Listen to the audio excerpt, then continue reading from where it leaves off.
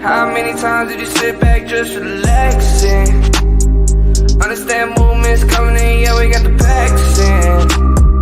I don't really wanna see no more traffic. Last pack just came in, let's get it out quick.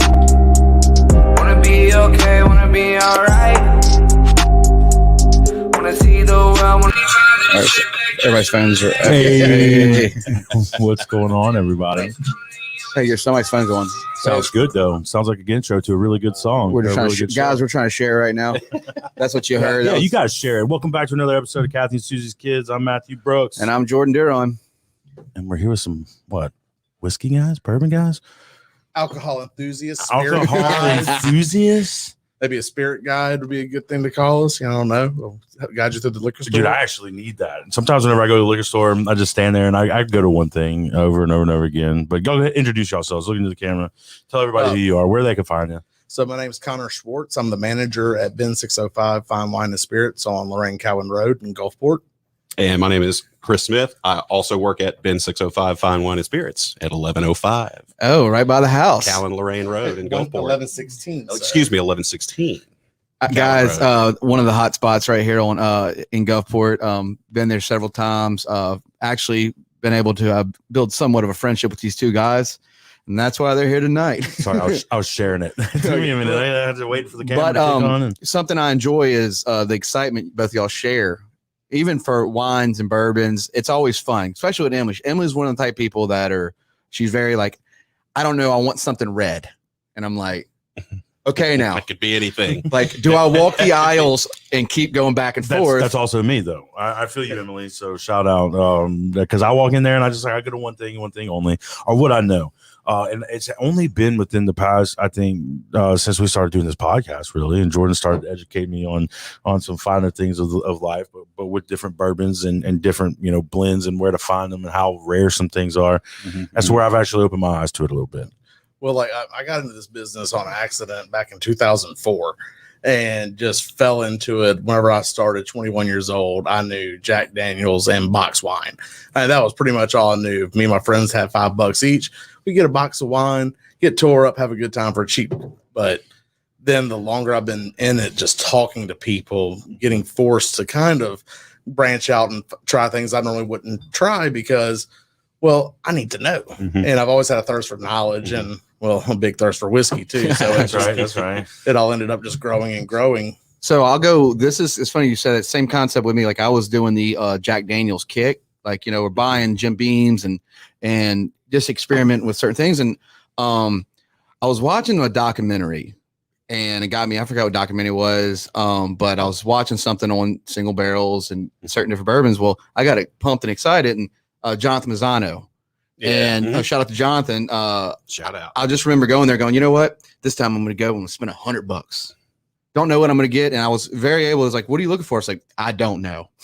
Like, I don't know what I'm in the mood for. And then that's where he kind of took me. It was like, well, let's get this. And I think it was like a $40 bottle of Four Roses, maybe $50 bottle of single barrel Four Roses. And it got me hooked. There's just so many customers and so many people that come into the store and they have no idea what they're trying to get. Yeah. They know the general area. They know that, their significant other or their boyfriend or whomever, or even their girlfriend, there's tons of women that love that the bourbon popularity has just been going up just exponentially every single year. Every year's sales are eclipsed by the following year just because there's so many more people that love it. Do we need to have Jordan and Matthew bourbon? Hey, yes. I mean, yes. And is this where we started right here tonight? This is the starting point. Okay. So a lot of these small groups, you're seeing it a lot, especially on social media, Facebook, Instagram or whatnot, people in bourbon groups, whether it's buy, sell, trade, or just, hey, I saw this bottle at this store, go get it while you can. It's a limited time only product. So these bourbon groups, they'll get in with each other and go to Jim Beam, to Knob Creek, or to Buffalo Trace, and they'll buy a whole barrel just for that group. There's a lot of groups too. We're talking. Let's just completely off subject. You're gonna love this part.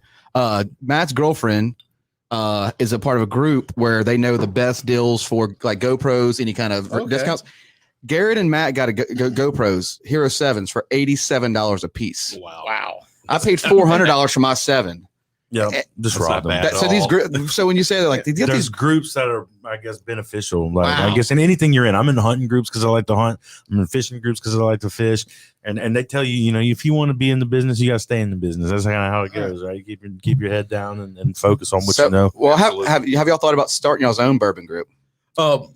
I've thought about it, and personally, I love being parts of them, especially because I can chime in when I want to and when I don't want to. My plate's so full of trying to pick new barrels of whiskey for the store, buying new wine for the store, just running the business. So I feel like it would take me away from what I'm good at to run one of these businesses. Yeah, kind of spread too thin. Now, if I would love to be an administrator and talk with people about it and be like, hey, well, we can do this. We can partner this way to where we recently, like, just to go ahead and get this out of the way, it was kind of a crazy ordeal at the store. To compare ourselves to another store, had a Jonathan Mazzano like moment. We got a barrel of whiskey in this past week, got an Old Forester barrel proof single barrel, highly sought after barrel of whiskey. I wasn't thinking much of it. We got it in on a Wednesday. I was off. I went and grabbed me a bottle of it to write a little review, put it on our Facebook page Thursday morning. What a thing to get the review. That's pretty good. Oh, well, you got to know your product. You got to be able to know how to convey it to people. It's the whole reason I brought this little guy. And what is that right there? Can you show it up for the camera? All right. So this is Bardstown. Yeah, there you go. Bardstown Fusion Series. Bardstown's a new distillery. It's smooth. Yeah, that's what we're kicking right now. Yeah. It tastes good. Garrett, what do you think? He's a thumbs up. Garrett gave us thumbs up. It matters. His opinions matter. And the cool thing that Bardstown is doing is they're kind of a craft bourbon distillery to where they're wanting to make products for multiple different distilleries. There's only a handful of distillers out there making whiskey, but there's hundreds of different labels of whiskey. That's what I was about to ask. So whenever you're saying you get bottles, like your barrels, y'all got a barrel in the other day. You went and picked some up. That's not like a physical barrel. It's already it's poured into bottles. Yeah, they have to bottle it and label it for us. So do the numbers on the bottle take it back to the barrel? For the most part, some distilleries will outright catalog. They'll say, "Hey, this came from barrel number 1227." You'll be able to find that on the laser code at the bottom of the bottle or something, to where you can't, because a lot of, again, getting to the bourbon groups, you have these people that they'll obsess, and hey, bourbon's a good thing to obsess over sometimes.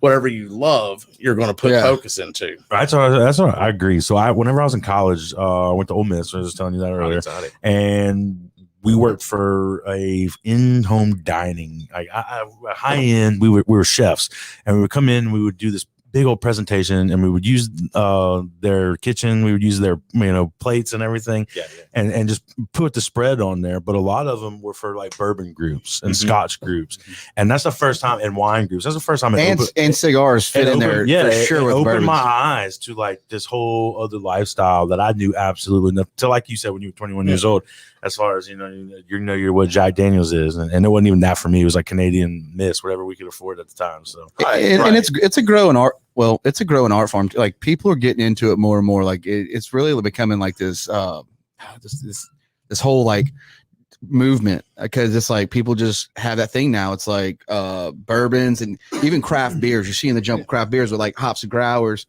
I mean, people now are going from like the Bud Light drinkers. Now, guys, don't get me wrong, Busch Light is where I go, but I'm also I'll chandelier all day long. And he even, with our buddy at Hops Growers, Scott, always got me on some of that stuff. It's really so good. Stouts, and then you start seeing the movement, and just people are starting to figure out, okay, there's so many different styles. Right. There's so many different tastes out there for everybody.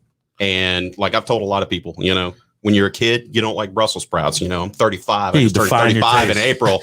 I might like Brussels sprouts today. I haven't tried them in forever, but you know what I'm saying? Your taste buds evolve over time. Yeah. That's the beautiful thing about it. So you give something a try even with whiskey or wine, you try something one time, you come back to it a couple of days later, it might have opened up completely. This is true. I learned that. I did 2 bottles one time.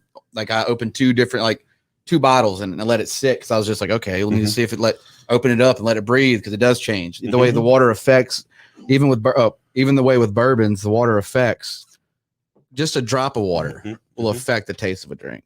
So I like to drink I don't really only drink Crown sometimes. I'll buy, like, I got a bottle of Woodford I bought the other day, and that's lasted me a while, but only because whenever I drink out at the bars, I'll drink Crown Royal. And then whenever I buy something at the house, typically that's what I go to. And most people are creatures of habit. Absolutely. So what does it take to get somebody, is it you guys saying, hey, this is a new bottle that we just got in? You were educating people, I mean, every step of the way, or what? I think number one thing is willingness, right? It's definitely willingness, and the other part of it is some people, like you're saying, creatures of habit. But when they see the excitement in our eyes, whenever I start talking about a product that I absolutely love or just have a fondness for, they see that spark in your eye, and they go, "Wait a second, I want to get on that. I want to try that out."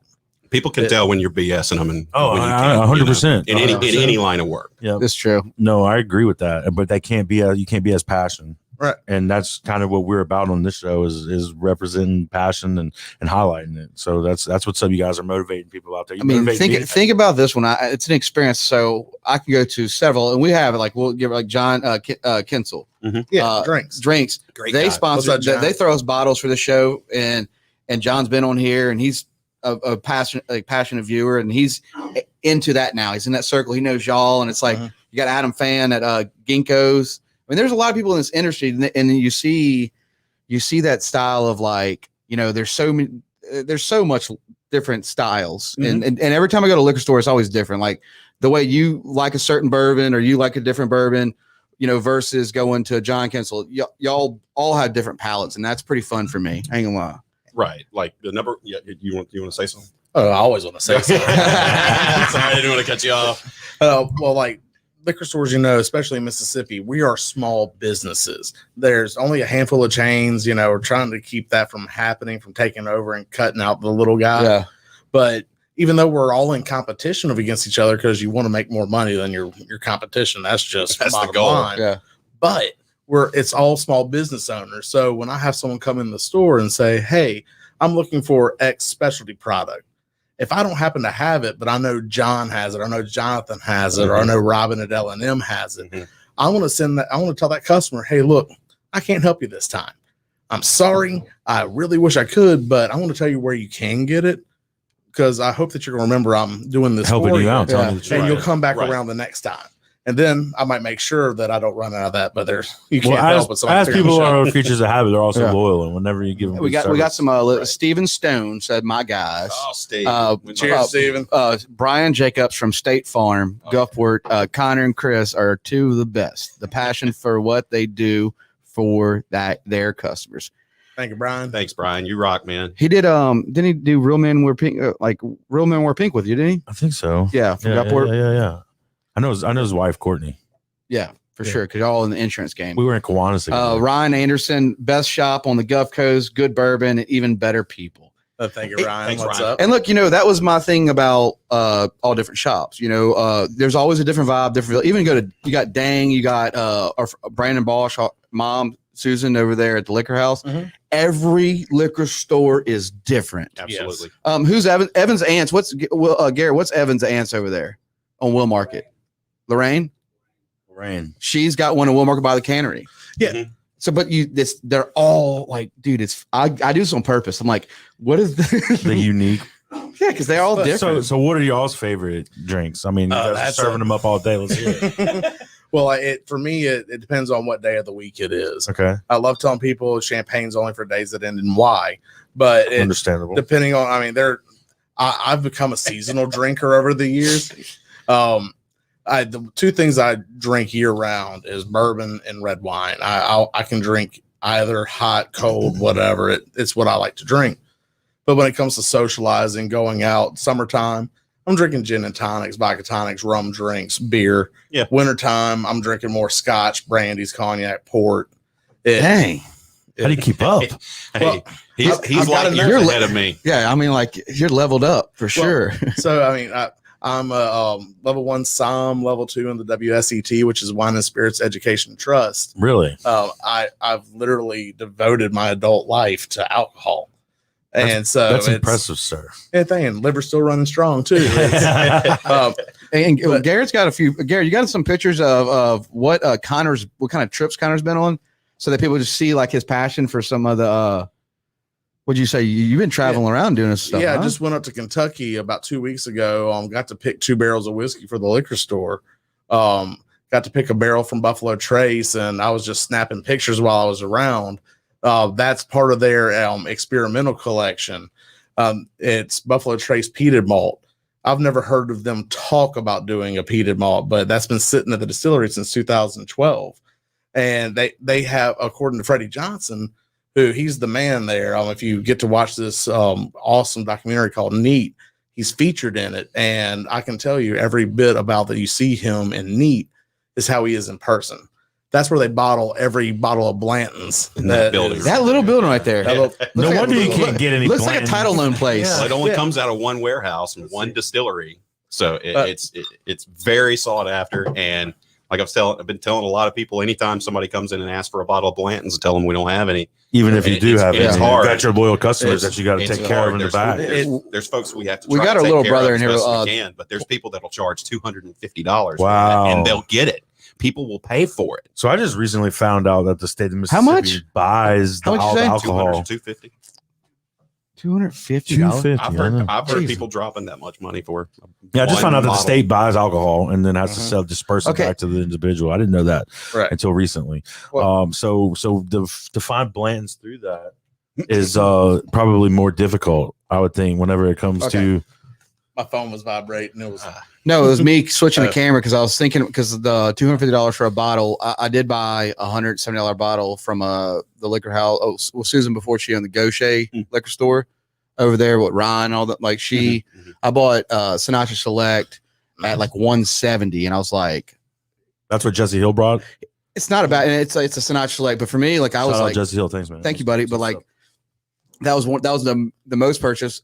Would I ever buy it again? No. yeah, it's it's 90 proof Jack Daniels if you're going to break it down. Yeah. Nothing wrong with it. It's the cool thing about that Sinatra is they released that because that was all Frank Sinatra drank. Mhm. That was his preferred drink was Jack Daniels Black. So back when he was drinking, there wasn't Gentleman Jack. There wasn't 5,000 flavors of whiskey and vodka. That's what you got. And over the years, Jack Daniels is diluted. Well, I guess Yeah, diluted. they're They've not watered diluted, down. right? They've watered down their. Why recipe, wouldn't they? essentially. Why wouldn't they? There's more money. More profit? More Exactly. money. Exactly.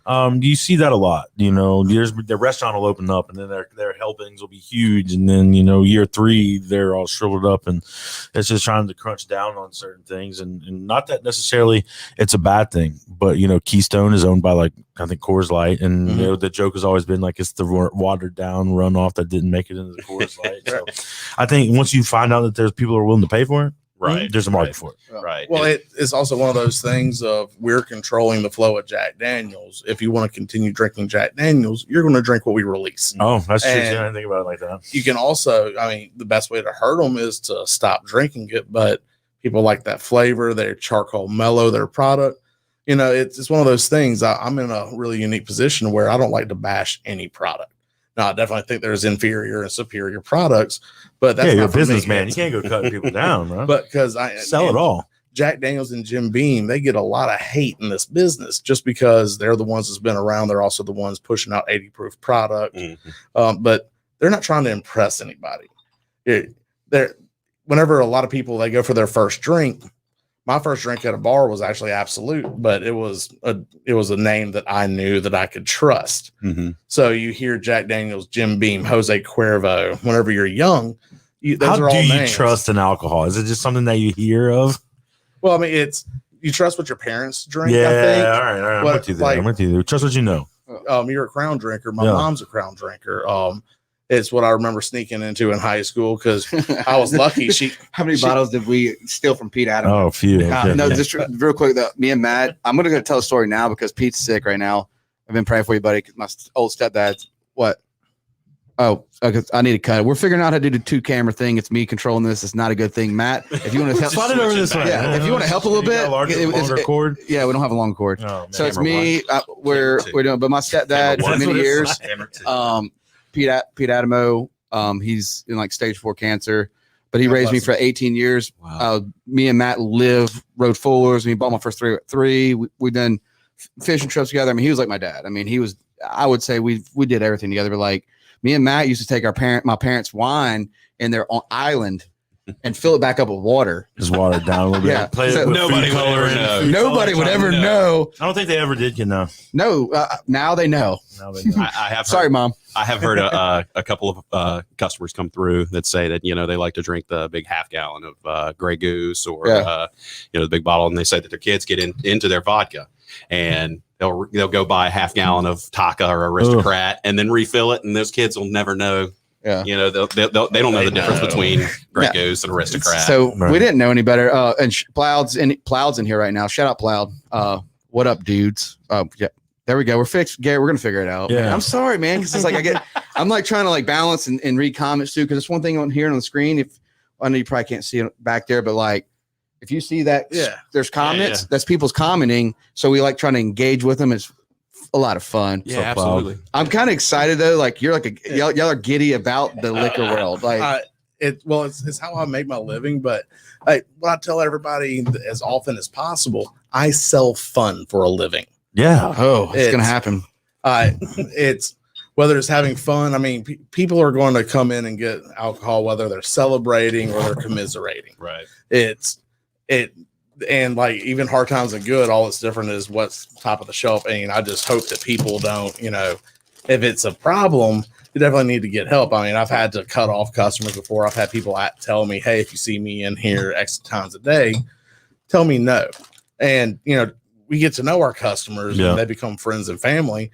And cutting people off, it's not easy. That's part of it, though. It's part of insurance, it, man. You always It's hard to be real real with people. You want to be protective of everybody, out there. And sometimes, there is addiction problems out there. So some people do take it overboard, I think. Absolutely. COVID for me was a big push of bourbons. Like I was buying, I couldn't work. I mean, I was at a point where I was like, hey, I'm just going to drink. Let's. Did you just pull a square cube out? Yeah, you want I got a It's not circle quite cube. there. Yeah, that's we'll be what, needing one pretty soon. and that's what Connor could tell you about. The state of Mississippi is actually, I believe, the only state that shot up alcohol From sales. talking to reps and everything, alcohol sales in Mississippi rose. I want to say it was either 20% or 30%. So I don't want to misquote because I do all the time. Yeah, same. It's okay. There are 3 It's fake billion. music, bro. There are 3 billion. There was a 350 billion increase on liquor. Yeah, billion? Liquor, but Literally. liquor, beer, wine, all across the board. No, I know that, but I heard nobody wants to work now. No, And then sales of our distribution I struggle sometimes. Distribution's like lacking. Nobody wants to deliver anything. Hey, look, my mattresses went up 25% just last week. Wow. I looked at my. That's been on my mind. I told like Sunday I made an order on mattresses. Shit, you not 25%. And you just said people are paying $250 for a bottle of Blanton's. Right. What did Blanton's cost 10 years ago? $49.99. Shut up. That's what I tell everybody. No way. Supply and demand are two very Jordan, real we're definitely things. starting the bourbon. And, What are we gonna call it? The last You guys bottle I can- bought was $60 from y'all. and that's what they talk And that about. was a few months ago. And No, now, Garrett, unfortunately, see, it's this is the bottle I bought from them. They hid it in the back room. You're still in more- it. We're still How in much the- is it now? $89.99. Wow. What else Really? is taking the jump like that? Give us some inside information. Weller. I mean, Weller. You could Oh, find God. Weller on the shelf years ago. No Okay, so problem. That was- Brandon Atwell That's his fault. Brandon Atwell, Murky Waters, it's all your fault. he brought some over here, and he was the first one who educated me on this family tree of bourbon. I feel like that What's kind up, of. Jay? Hey, what's up, Jay? That little side note, Jay, he runs one of the bourbon groups I was talking about earlier. And he's actually kind of working on being a spokesperson for this Bardstown Bourbon Company. Fire. And he got to include me on an online Zoom tasting where I got to go through and sample 4 different variations of this bourbon. All right, let's give a shout out. Let's give a cheers to Jay. Cheers. Hold Cheers on. to Jay. Hey, There we go. Clinky, Salud. clinky, drinky. it's a good drink. And started talking about them a little earlier. Really young company. They're wanting to do custom mash bills for different companies like Jefferson or Castle and Key, and whoever. It doesn't matter. They just love distilling whiskey. Well, this Fusion line, this is Fusion number 5. So they've had 4 others before this. What they're doing is they're releasing a little bit of their own juice, and then they're blending it with other sourced Kentucky bourbons. So you're saying like that barrel, Like the barrel bourbons. the yeah. ones you got me on. Yeah. The barrel. So I Some bought. people were mixed different little. That's you a- were the one telling me about that's a- that. yes. All right, so this is not just getting passed. We out. had the whiskey and we had the That all bourbon. makes That was sense. from, and we did it from we had some Mazzanos and we had the 605, and I think we had 1 or 2 of Kinsel's at the drinks. But they're all different. They have like a like batch so 21, Angel 29. Envy's in there. I mean, So I golfed with some guys that did that, and they had it in their little their flask, and they called it birdie bourbon. Okay. Yeah, and then like you just have people doing infinity bottles, which is another cool Mhm. concept where an infinity bottle is when you just keep adding whiskeys to a bottle. Completely it's empty. it's kind of like infinity. Like that's kind of Like- dangerous. kind of like thinking about doing the suicide drink whenever Yeah. you're at the skating Yeah. rink as a kid. You know, you're hitting all the different flavors of the sodas. But a lot of them, they'll keep a little booklet on the side so where you can add, say, okay, I added this Eagle Rare 10 on this date. Yeah. You know, and you So we essentially you're blending your own whiskey. So what we did is with shout out to Brandon again at Murky Waters, when he brought that either I brought the green or he brought the red. I got it from Drinks from John, but I bought one bottle because I knew it was coming on, and I was like I want to get him a bottle of like, oh, you like bourbons? Matt was like, he's a big bourbon drinker. Y'all gonna get along, and I'm like, all right, I'm gonna get him a bottle. Well, he comes with a bottle. He's like, I got you a bottle. But he showed us the tree and how Pappy kind of started everything. So we mixed it the whole night. Oh, yeah. So we did And 2 then it bottles. branches all the way down, and I'm over here just an imbecile when it comes to alcohol. Period. Like, Well, there's a really cool thing whenever we went to the Barton 1792. I don't think we have any pictures from that trip, but whenever we went to the Barton 1792 distillery, they were selling something in the gift shop that had an entire list of Kentucky distilleries Really? that was from the complete beginning before Prohibition. let's see. And Can I then- drop this to Garrett? Yeah, They'll I'll say, send it to okay, you. on the list, You they'll got say, it, okay, Zach. this You have one it? Can you closed do due it? to You know how to do it? fire. Garrett, This he's one gonna closed drop you due to this. This is dope. Prohibition. There's this one, the other one closed due to And where's this fire. at again? It was. I've actually got it at home. I probably should have brought it, but it was just. It's a little scroll. It's round, that tall, and it has every distillery in the state of Kentucky from its beginning to Where it's at now. where it shut down in Prohibition. If it burned down, If it burned to the ground before Prohibition, something like that. That's So it's actually- just really cool to see. Because there's so many distilleries that were around that are no longer here.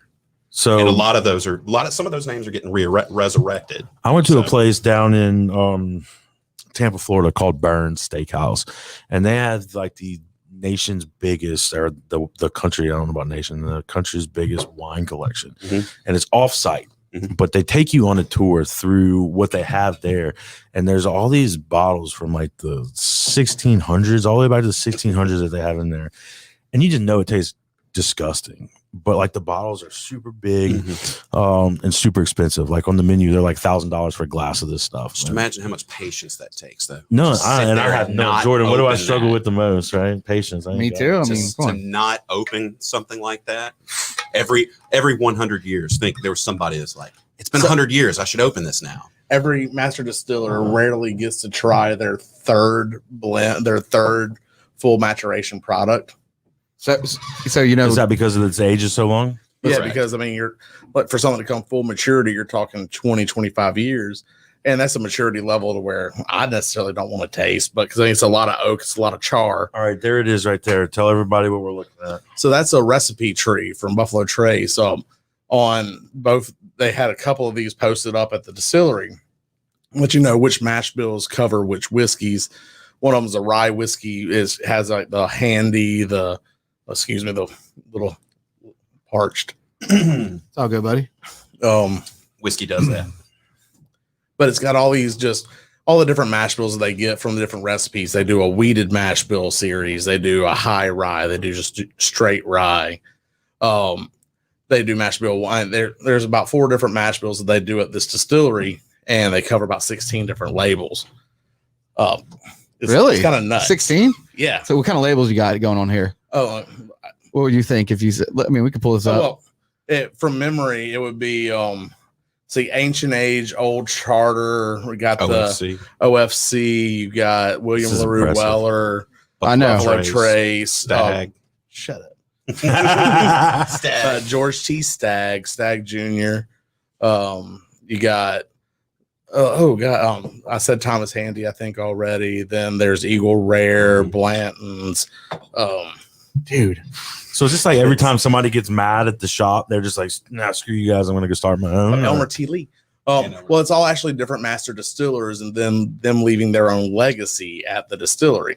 That's So makes me again look dumb. I'm glad I'm getting educated. I told you guys I was going to get educated. Well, I'm getting super dumb right now. And I mean, like I tell a lot of folks that learning. neat documentary, NEAT, the story of bourbon, and it fills in a lot of the gaps. That's why I need to check this out. What is it on? It's on Hulu, or if you have Amazon Prime. Okay, I've got both. We're going to check that out. It's only about an hour and 15 I think minutes. that's got larceny on it, right? I think they talk about larceny. The girl that taking over, it burnt down. Like that's Castle and Castle and Key. Key. Castle and Key. Oh, and that's taking over one of the old Taylor distilleries. Okay, I watched that. So is neat whenever you have it with no ice. Correct. That's my term. No water, no water, no ice, no nothing. My favorite natural form. I like it with splash of water, and I'm right there too. Well, a splash of water, it opens up all the florals and the botanicals. You smell more, you taste more. I've met a lot of master distillers in my time in this business, and they'll tell you the best way to drink any whiskey is how you like it. Yeah, Ooh. I agree with that, man. You like it. Yeah, man, I like these guys. I told you why would you spend your hard-earned money on something that somebody tells you to drink this way and you're not going to enjoy it? Why? What's the incentive for me to spend? And we drink out out of solo cups too. To be honest with you, Right. Hey, solo cups Yeah, are where we we're rock. doing fancy stuff tonight. That's it for y'all. Cup. Hey, another cheers, another cheers. Yeah. Garrett, get your cup and I can't wait to get a camera for Garrett and a mic. It's gonna be dangerous because Matt, like I said, so me and Garrett more go into the bourbon thing. Us all kind of working together and vibing together. Like I said, from Long Branch you brought, because that's like the Matthew McConaughey Long Branch. Yeah, I knew that'd get drank. Jordan put me on that. I had no clue what. And it that's was. like our go-to now. It's like Garrett's like no. So we're like passionate about that Long Branch push. Tell me about this stuff I've been seeing. The Aged at Sea. Is that something new? Is that something old? So it's kind of gimmicky, but it's a cool gimmick sells, man. Gimmick sells. Well, just like that Buffalo Trace experimental, if they would not have taken a chance on that, they would not have known what works and what doesn't. So what they're doing, Jefferson Ocean, they're taking a container, big old container people are turning into tiny homes and all that, and they're filling it up with barrels of whiskey, and then they're selling it around the world. So while it's shipping around, it's sloshing around in there. It's getting some of that briny sea air. And it's just literally going up and down. Like the barrel that we have at the store, it got caught in Panama for like 8 months. So it was at the canal where it got Panama Canal. Really? Yeah.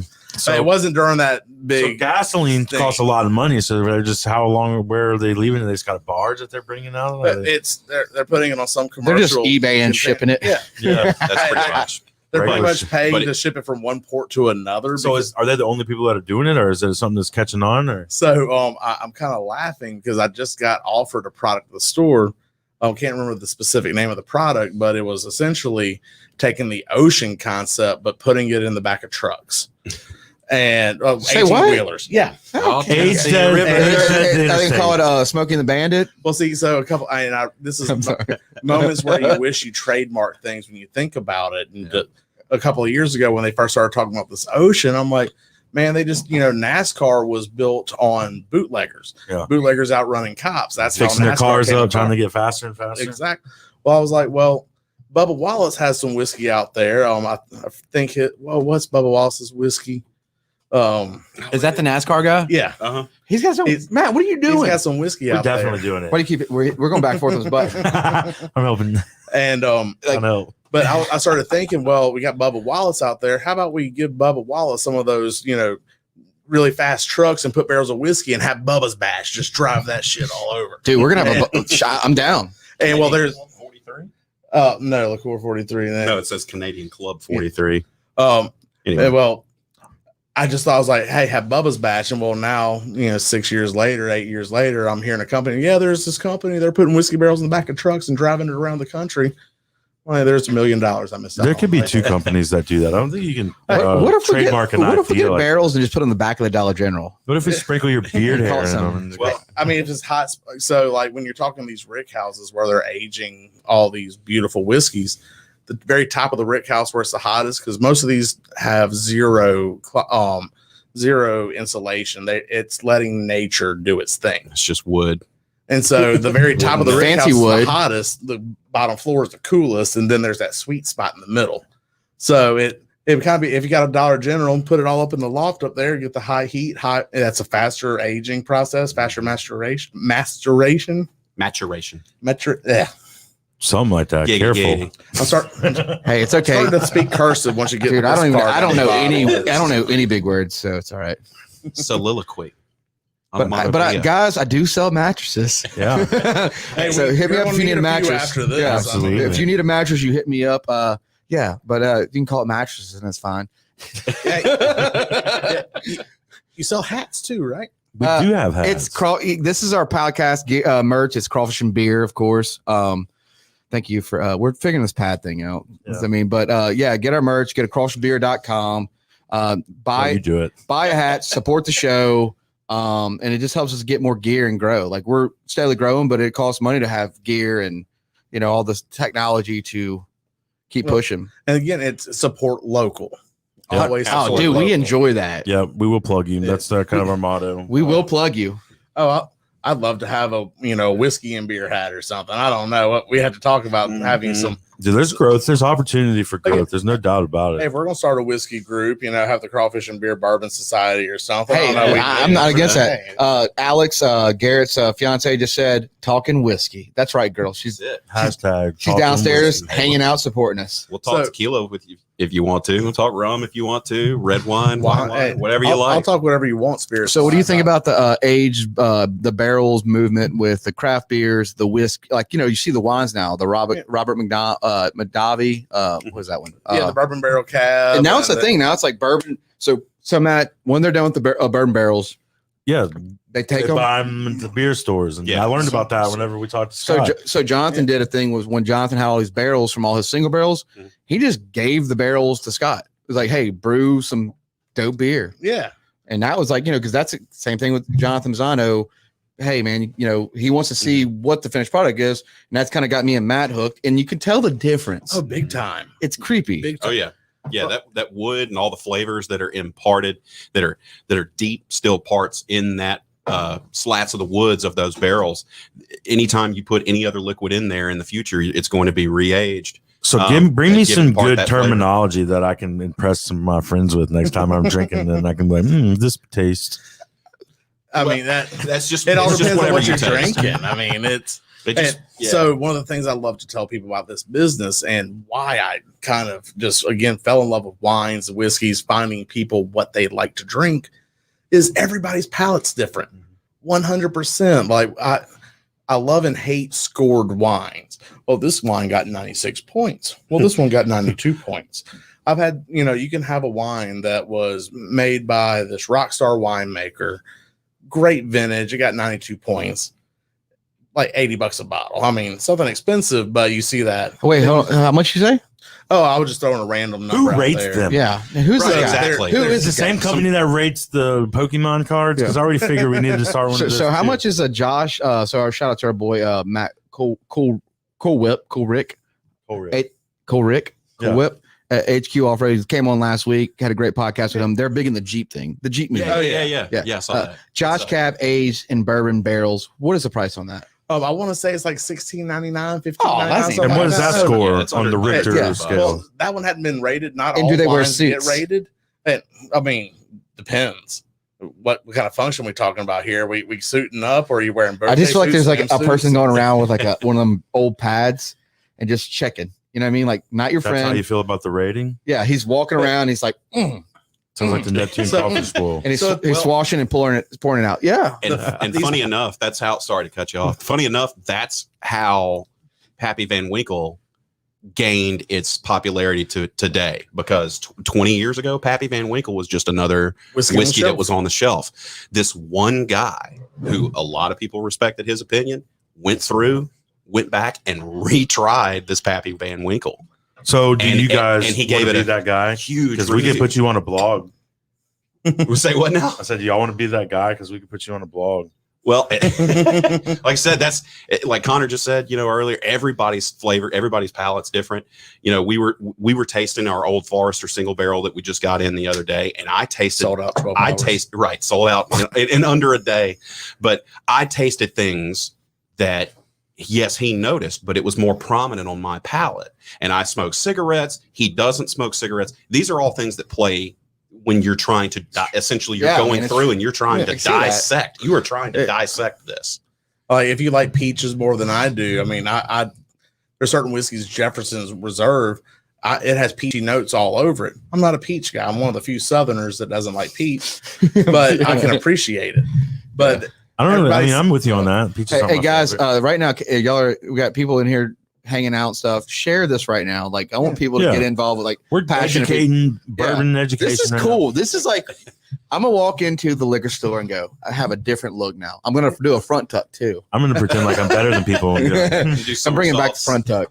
John Cleese, he's of Monty Python fame. One of my favorite quotes about wine is, more people would be into wine if you could take the snobbery out of it. And this is true. This is true because like and well, that's what I'm trying to push. You know, I'm a fat guy from Southern Mississippi that's got a great palate. Yeah, I'm going to put you on the wine that's going to make you happy. Mm-hmm. And there's so many times happy wine. Oh yeah, and that's another thing about Connor. He can pair wine with food.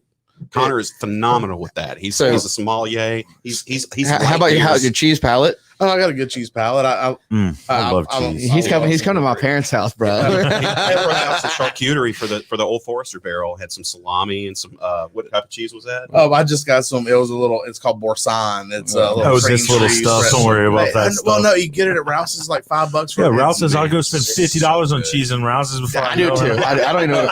But this Boursin stuff, it's like cream cheese with garlics and herbs and all that. It sounds fire. Yeah, I have to write that down. So we got maybe I'll see J. Michael. Is that Trahan? Yeah. Okay. What is that? Bardstown did a bourbon finish in Goodwood Brewing Walnut Brown Ale. So they're playing around with beer barrels, whiskey barrels of beer too. So it's getting crazy. So that's a new thing, or has that been going on for a while? It's been going on for about 15 years. So fairly new then. But the thing is, it wasn't really talked about. So there's this badass wine that came out of South Australia around 2007, 2008 called Southern Belle.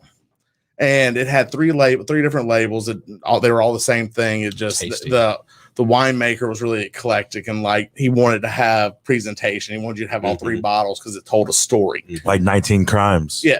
But even more in depth than it is.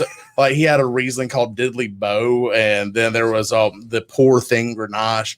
It was all Southern antebellum type stuff from South Australia. But he was the first guy to age wine in whiskey barrels. Mm-hmm. He aged, and with what whiskey barrel he did was incredible. He aged South Australian Shiraz in 20-year-old Pappy Van Winkle barrels. And he did this because it's like what is Shiraz? Like, I mean, Shiraz is a red grape. What is kind that? of. That's what the he's wine that he's talking talking about. Yeah. So This is one of the Shiraz, three. you put it in that screen, probably. Maybe you pull it up. Shiraz is it's a red grape. It's also known as Syrah. Do they make them same only thing. in Australia, or? Oh, we've got American Syrah. Shiraz is strictly Australia. Everywhere else calls it Syrah. It's the exact same grape, just Syrah. cultural difference. Syrah. So And- I know that I'm a Pinot Noir guy Like because I like grapes. Hold on. And they're How do you? sweet. So that's how you know. it's sweet. I like sweet. And I had a guy. I mean, to but me, I'll argue with you on See, that. that's what educate Pinot me, Noir is educate not me. sweet to me at all. Like Well, that's a cheap ones are. and that's what I'm about. I called you out. No, look, the bottom line is, get and you it drunk. doesn't matter That's if the bottom you like cheap wine or expensive wine. What you like is what you like. I Don't like apologize. for I like cabs. it. Hey, and see, there's Liberty cabs Creek are- is my cab. Is there Okay. any kind of alcohol that you guys are just scoffing? Like, pfft, you drink Zimas? That's the Southern Belle that you were talking about there. Whatever's your thing's your thing, but don't bring Heaven Hill to my house. Heaven Hill. Yeah, just that cheap lower label Heaven Hill is the first thing I got sick on whenever I was 19 years old. Smearing off Only for thing me. I can't drink. And there's still great names that come out of the Heaven Hill distillery. Oh yeah, Parker's Heritage, Elijah Craig, Bernheim. Larceny. That's all. Fitzgerald, Old Fitz. Mhm. That's all Heaven Hill. But their their namesake. little namesake, $6.99, $5.99 a half gallon. Ooh. It's vodka flavored bourbon. See, If you look on it, so for me, I will never, and you'll be like, you could probably change my mind, but I'll never have another Evan Williams in my life. Yeah, I'm the same way. There's 2 Evan Williams products that I would challenge you to try again. Eggnog. Well, I'm scared. I'm scared to try that. It's excellent. They're bottled in bond, which is their white label. So bottled in bond is kind of a term of endearment with whiskey. It means it's 100 proof. It's government approved.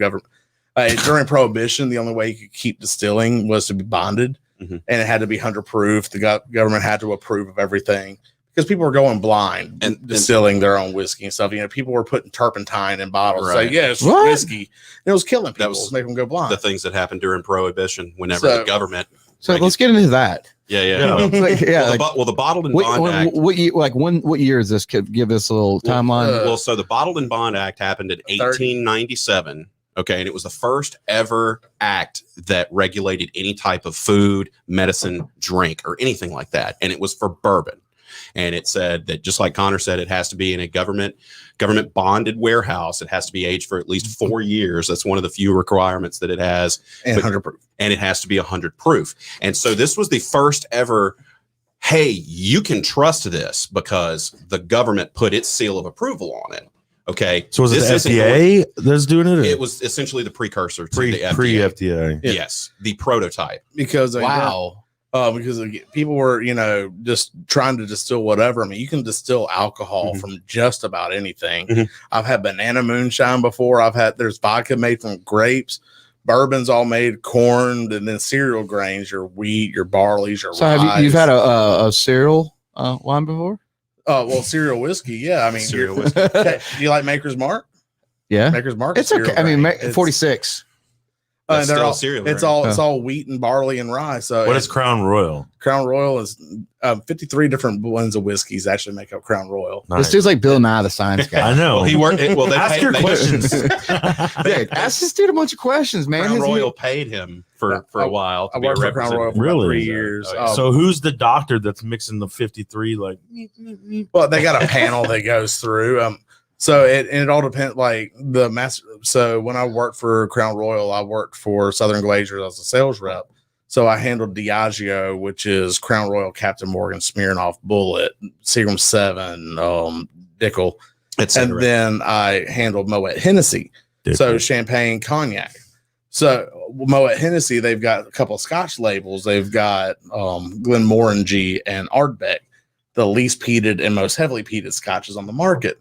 They're bookend. So they've got one guy that kind of handles all the people at I can't remember his name. It's he's a doctor that's the master distiller for Glenmorangie, and every year he creates different whiskeys that they release one time. It's a single exclusive cask, but he has a group. That's what we should go for. They call them the Men of Tain, because Tain is the town that Glenmorangie's made. So they've got like 6 guys that they have to approve every batch of whiskey that he releases. Otherwise, the town will say, no, sell it off to someone, let it be blended. So it gets serious business with some of this stuff.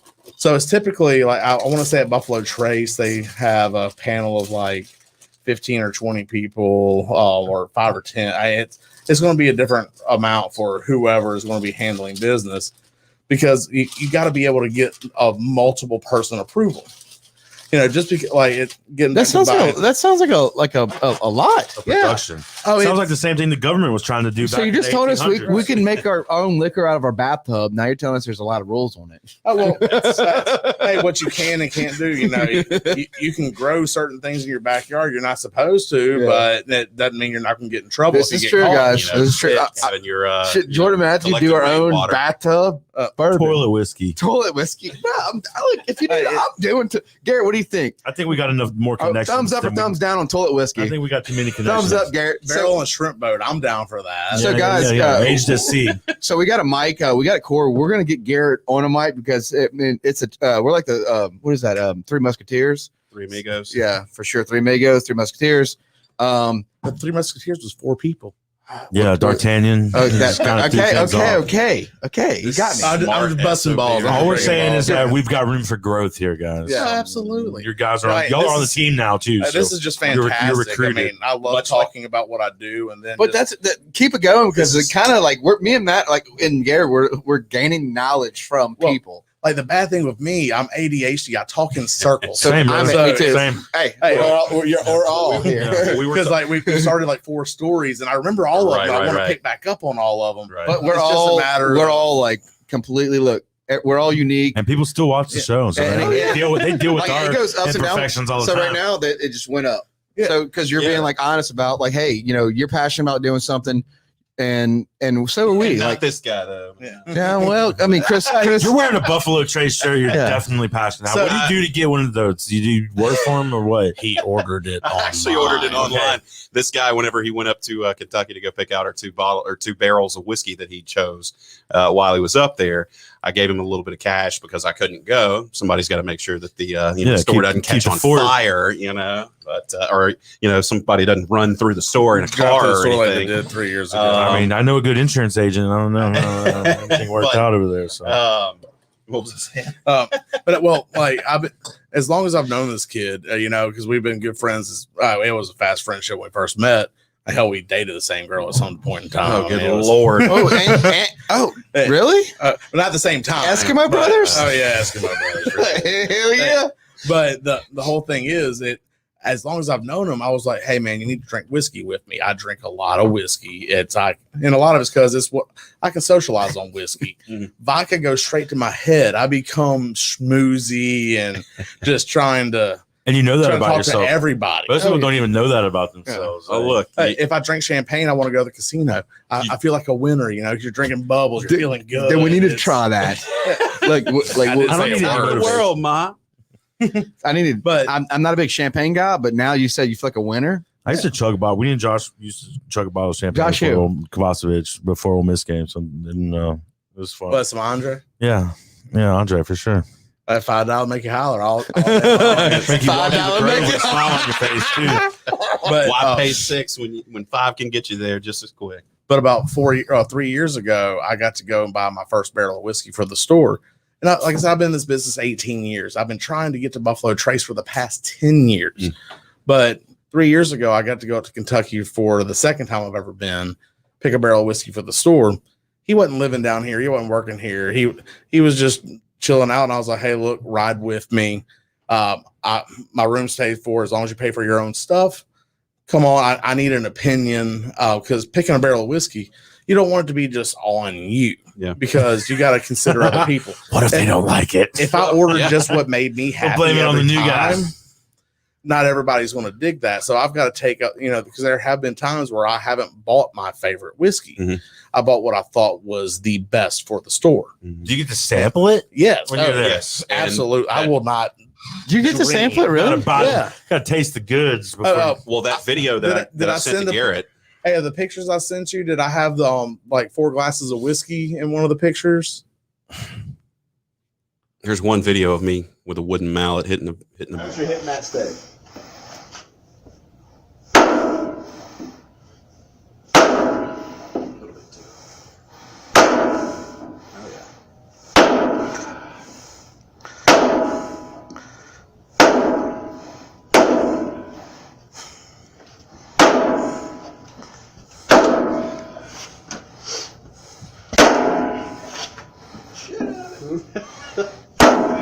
plan. Now Oh, go. okay. So, Now go. So that okay, gotcha. So that we were trying to figure out what he was talking about. So I'm this is the first time I've ever done this. So this Us video, too. so yeah, and us too. But the video that you just showed, explain what you're banging a barrel like Donkey Kong. Yeah, so hey, Donkey Kong throws barrels. He doesn't smash barrels. He throws barrels and then they Mario smash hits him with the pieces. hammer. That's right. No, but in that video there, what happened was I was on that trip with Connor back in 2018, where we were at Jim Beam picking out a barrel of Knob Creek. What I was doing there was taking a wooden mallet and hitting it on either side of what's called the bung, and that's what the hole in the side, and that's where the term comes from, bung hole.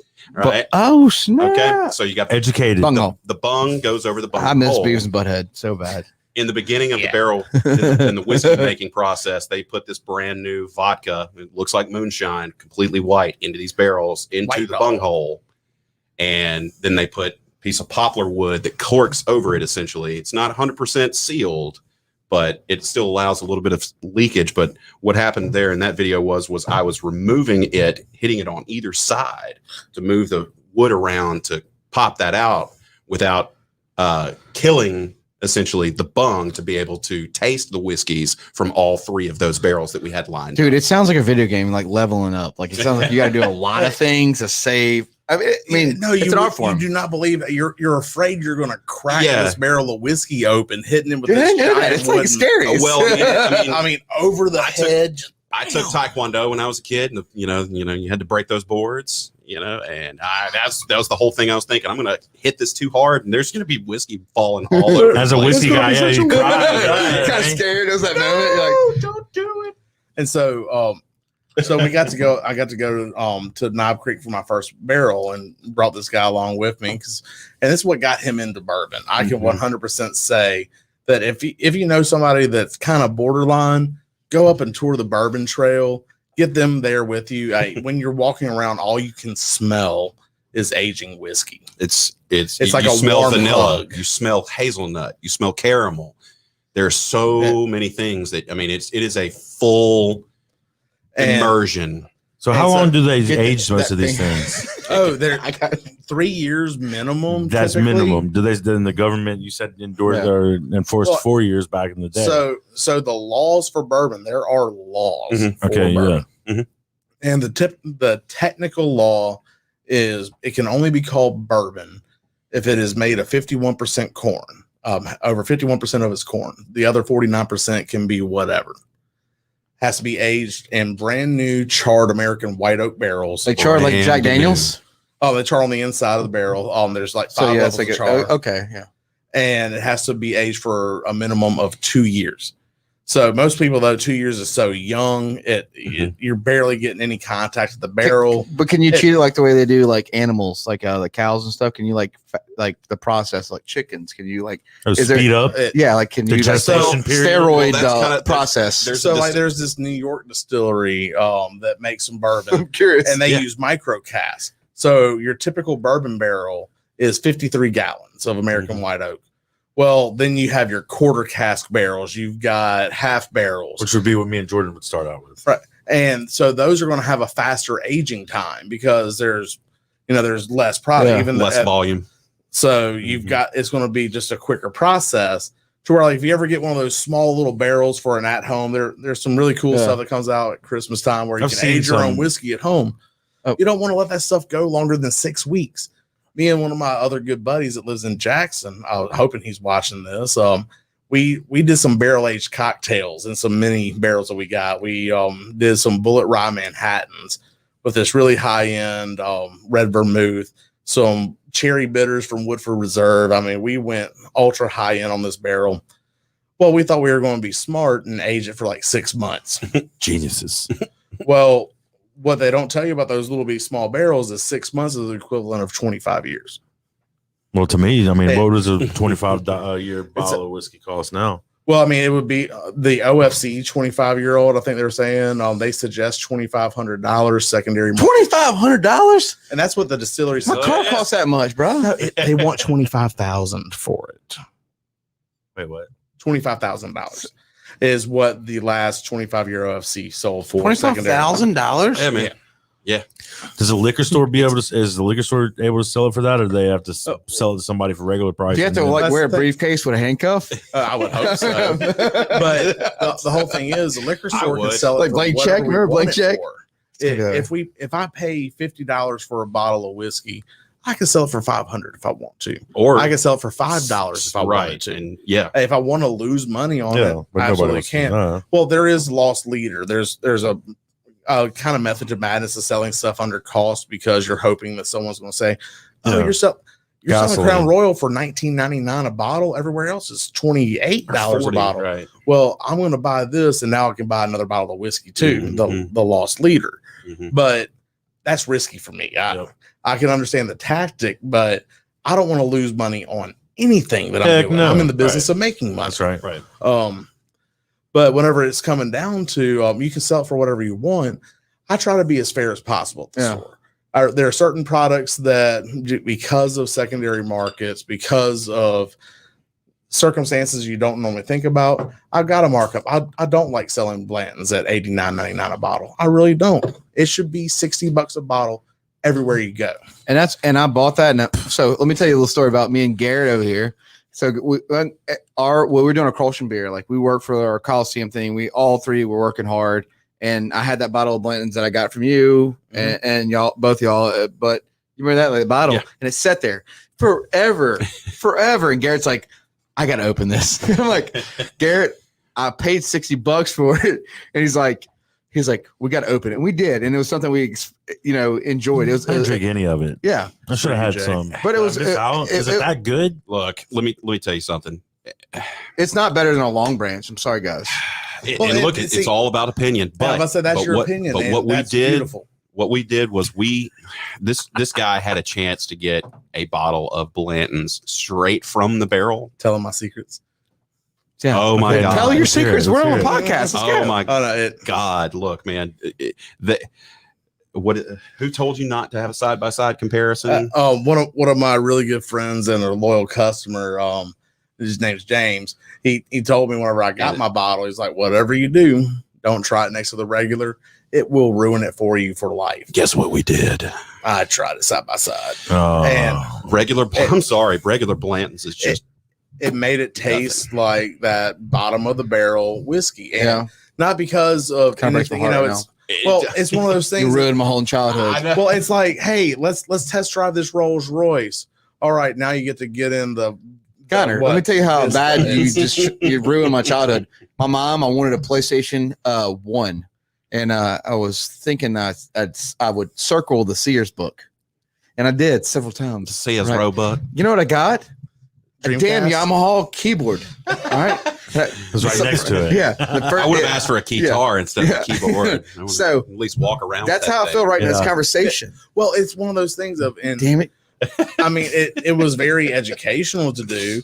And I've gone back to Blanton since then, and Blanton still tastes wonderful. Yes. But whenever you try, it's like, it's that premium. I mean, I can't really compare it to gasoline because you really don't feel a difference No, in driving no, from but- regular to premium. But It's just that when you it's taste going it, up. it's you think, okay, this is what they were trying to get at. So first Garrett, time. you see right now, Garrett, we had this bottle just sitting there with a net on it.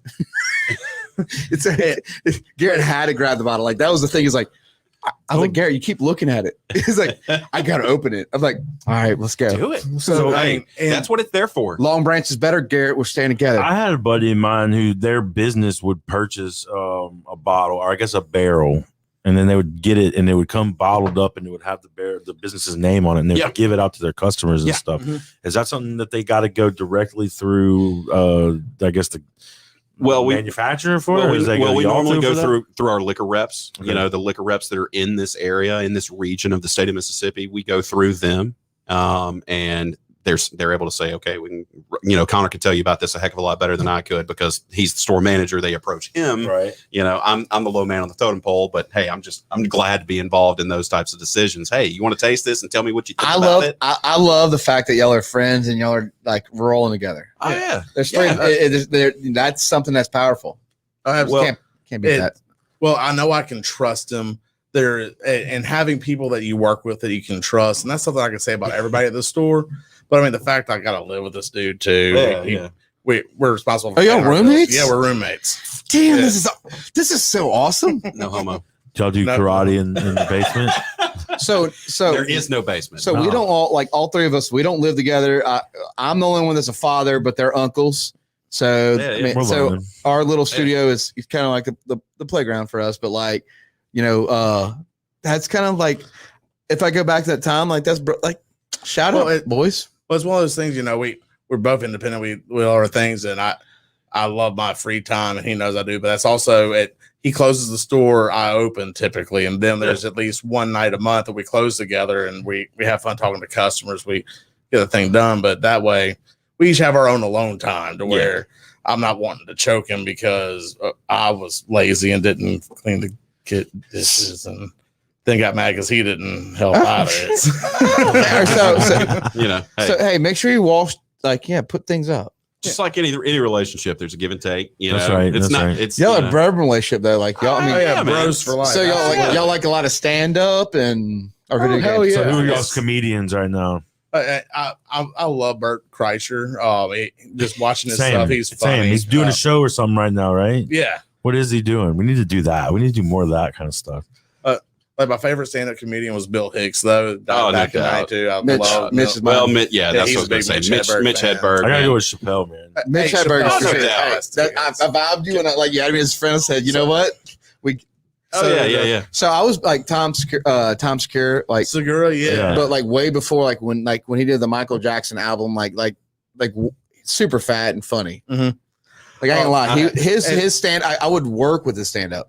And also, just a shout out a buddy of mine in Hattiesburg. He runs Hub City, or he's part of the Hub City Comics crowd. Jamie Arrington.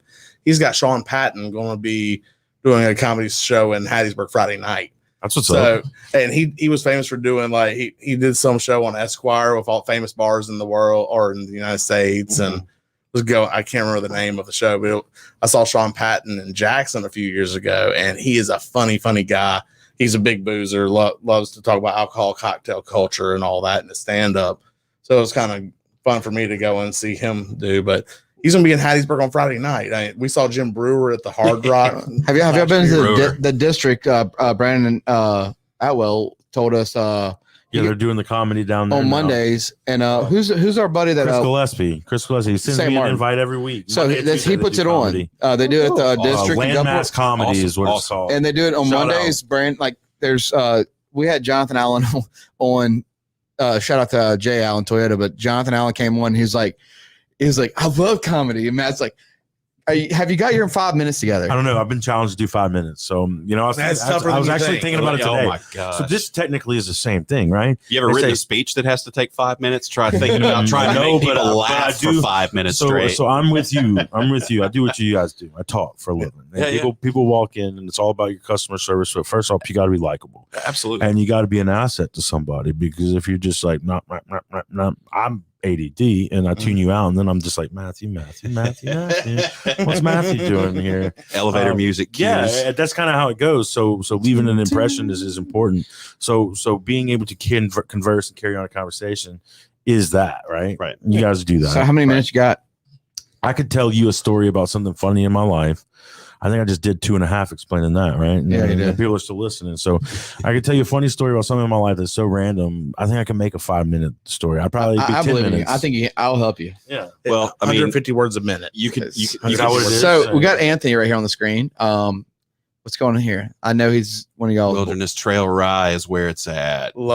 So Wilderness Trail, that's a program where I'm trying to get into a barrel program with them.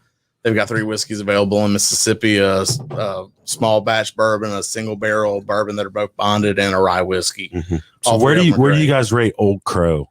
Old Crow, man, look, I did my time with Old Crow in college. He did me well. It's been a while since I've had Old Crow, so it's hard. Garrett's to an Old Crow guy. Drinks it all the time. I was just curious. What is Old Crow? I don't even know what Old Crow is. Garrett, are you holding back? Garrett's holding back. If you want to drop across your hat right now, drop it. Okay, so it's like Evan Williams. No, it's under Evan Williams. It's under Evan Williams. Garrett's so happy right now. He's jumping up and down. There's some products out there that no one has ever heard of, nor should you. I hope Jordan and Matthews bourbon isn't one of those. Well, you got to start somewhere, right? That's right. I mean, your 25-year mini barrel. What did y'all call that when y'all did it? Did y'all have a name? Because I want to name it Trash was the name. So I would like to name our bourbon right now Fancy but Good. One of the things that I was going to say, that like what Connor was talking about earlier about what makes a bourbon, one of the very, very probably the most important thing that he did not mention, not by any fault of his own, but we live in the United States of America. Bourbon is something that is solely and uniquely American. You can only make it in America. You can't make it in. But it's only Kentucky, right? No, you it's can American. You can, so here. When did it become America and from Kentucky? It's just like 90% of bourbon comes from Kentucky, so that's where that has to be made in Kentucky comes from. But you can have Alaskan bourbon, you could have Hawaiian bourbon because it's part of the Virgin Islands, 50 United States. You know, there's people that have not done that yet, and so that's honestly, if you get your ideas here, cut us in. What's the next thing to get? Puerto Rico. That's a territory of the United States. Nobody's we see Puerto Rican rum. So we see with rum bourbon yet. Apple State, when you go to Jamaica, it's all Apple State state. Yeah. And it's like, they get you through the airport and everything. Mm-hmm. They got samples waiting on you. Here, try this. Well, guess what? Apple State. I didn't buy any of that. I bought Blue Mountain Coffee. Blue Mountain Coffee. That's worth it when you're down there. Yeah. Well, I went cracked out, and I got stopped on the plane. They actually did the whole I'm a terrorist kind of thing. Yes, we should. And they got me on the beard. So and I had a book bag full of coffee, and I was walking on. They're like, "We need you to come out here," and they checked me, and they patted me down, and I'm like, I got like $400 of coffee on me. They're like, "Oh, or were you selling it? You bring it back to selling it for myself because it was drink that much coffee. It was like Adderall in a cup. Well, like Blue Mountain Coffee is one of those. I love to know about ridiculously high end products just because I like that I'm bougie. Oh, absolutely. Bro, I paid nothing. Bougie. But I paid nothing for it. Like that was the thing is I paid I say myself 120%. It's like $12 a cup. Wow. It's ridiculous. It looked dangerous. I looked like I was doing a crime, but I wasn't. But they let me leave there laughing like, man, I never had that coffee and I got hooked on it. I was like, oh, you can't get it in America. You can, but you have to pay that tax. You got to pay those tariffs. Yeah, you got to pay he said $12 a cup when I bought a cup for probably under $1. Yeah, I'm definitely not a coffee fan. So what's the next up and coming bourbon that we need to jump on this train right now and buy gallons and gallons and gallons of because it's so hard to judge and know. No, you got to be able to. You're on the inside. Personal story from me. So many years ago, and still living in Jackson, I was working at a fantastic shop up there, Wine and Spirit Discount Center, also known as Wine and Spirits in the Quarter. Really, really awesome store. They just upgraded, expanded. It's beautiful. Renovated. Nick and Perry, they're the managers there. Really have good palates, know their stuff. Great guys. And with all that being said, it was so crazy working there that we were getting so much whiskey. And this was right before this crazy whiskey boom started. Oh, so it wasn't cool. Well, no, it was still cool, but Blanton's was just starting to become hard to get. It was on the up. It was on the shelf always until this point. Mm-hmm. But Buffalo Trace, they called them single oak projects. And so Buffalo Trace, the master distiller, Harlan Wheatley, he figured out he's a super smart dude. Mm-hmm. And he started figuring out certain things like we can take an oak tree, section it, make barrels strictly from the top half of the tree, make barrel saves from strictly the bottom half of the tree. And they called it the single oak project. And they released 50 or 60 different bourbons aged specifically in these 120 trees they cut down. And knew specifically it was getting the bottom of the tree and the top of the tree. So is it all about being able to classify or micro? Well, they were compress your recipe in any mimic way, and that's how you can charge the difference. Or it was 100% experimental. They were they wanted to get product out there and talk to consumers. They weren't wanting to talk to whiskey professionals. There's plenty of people you can send that. So it's a marketing gig then. But it was just, and the thing was, they wanted to see what this has one drop of Jordan Tier, right? But we should do that. At this point in time, though, people weren't hoarding whiskey. They weren't, going and buying. I'm trying to be the nice whiskey hoarder. Every single last bottle of Blanton's or Elijah Craig or whatever on the shelf. Why not toilet paper? And hit a lick. And so I must have drank probably 7 or 8 of these different things, and they were all in pints. You couldn't get anything bigger than a pint. And I went through a ton of these. Well, now I mean, I would love for you to go. I haven't even done this recently. Garrett, Google what do you want? Garrett, Google. Garrett, Google single oak project Buffalo Trace. Single oak project. Here we go, guys. Check out. Garrett's gonna get. Garrett's gonna Google it. And we're gonna types fast. I want to see the price. No, Garrett. Yeah, he's gonna get it on there. I just want to see what the price is that it's going for now, because at the time it was $50 for a pint, which is kind of ridiculous. Now I don't see them yet. Go to images. This should be a tall, skinny bottle. Yeah, there they are on that second row. Yeah. So you can see that one that's got the bottle shot has all of them in, a couple down. So these were like $50 a bottle at the time. Look at that, $400 for $400 for 50. That's what I'm saying. I want a warehouse full of that. Manufacturer's suggested retail price. I can't tell you how many of these that me and my friends drank and just enjoyed. Go, wow, that was crazy, or that was unique, or I like this about this. And we would email Buffalo Trace our opinions. Well, they were taking the opinions from anybody that would send this stuff. And so, like when I showed you that that picture we showed of the peated malt that they have, this experimental, Buffalo Trace has thousands of barrels they have labeled as experimental. Mm-hmm. They're letting go for 25, 30 years just to see what it does. Yeah. They're pulling stuff. And so like some of the experimental whiskeys, of course, were flops, were terrible. Didn't work out then. Give it another couple of years aging, could completely change to turn into something different, something wonderful. So you're saying right now there's several, like they have these, like this is the Rolls Royce barrels, and they kind of yes, okay. But they've built a couple of rick houses. Harlan Wheatley has I don't know if he trademarked it or what, but he figured out. He went to all the areas where they only age Blantons across Buffalo Trace distilleries, measured the levels, measured what was going on with each of the barrels, and designed a rick house to emulate just that sweet spot. It's what, 2 stories? Dude, that's insane. 2.5. Are you serious right now? Yeah, and people devote their whole lives to that. It's called Warehouse X. And where's it at? At Buffalo Trace Distillery. And so, like Buffalo Trace is sitting on like 400 acres of property. So every 4 months, they're building a new rick house. Mm-hmm. So you went there. Yeah. You took the tour. You can't see 400 acres. How long? No.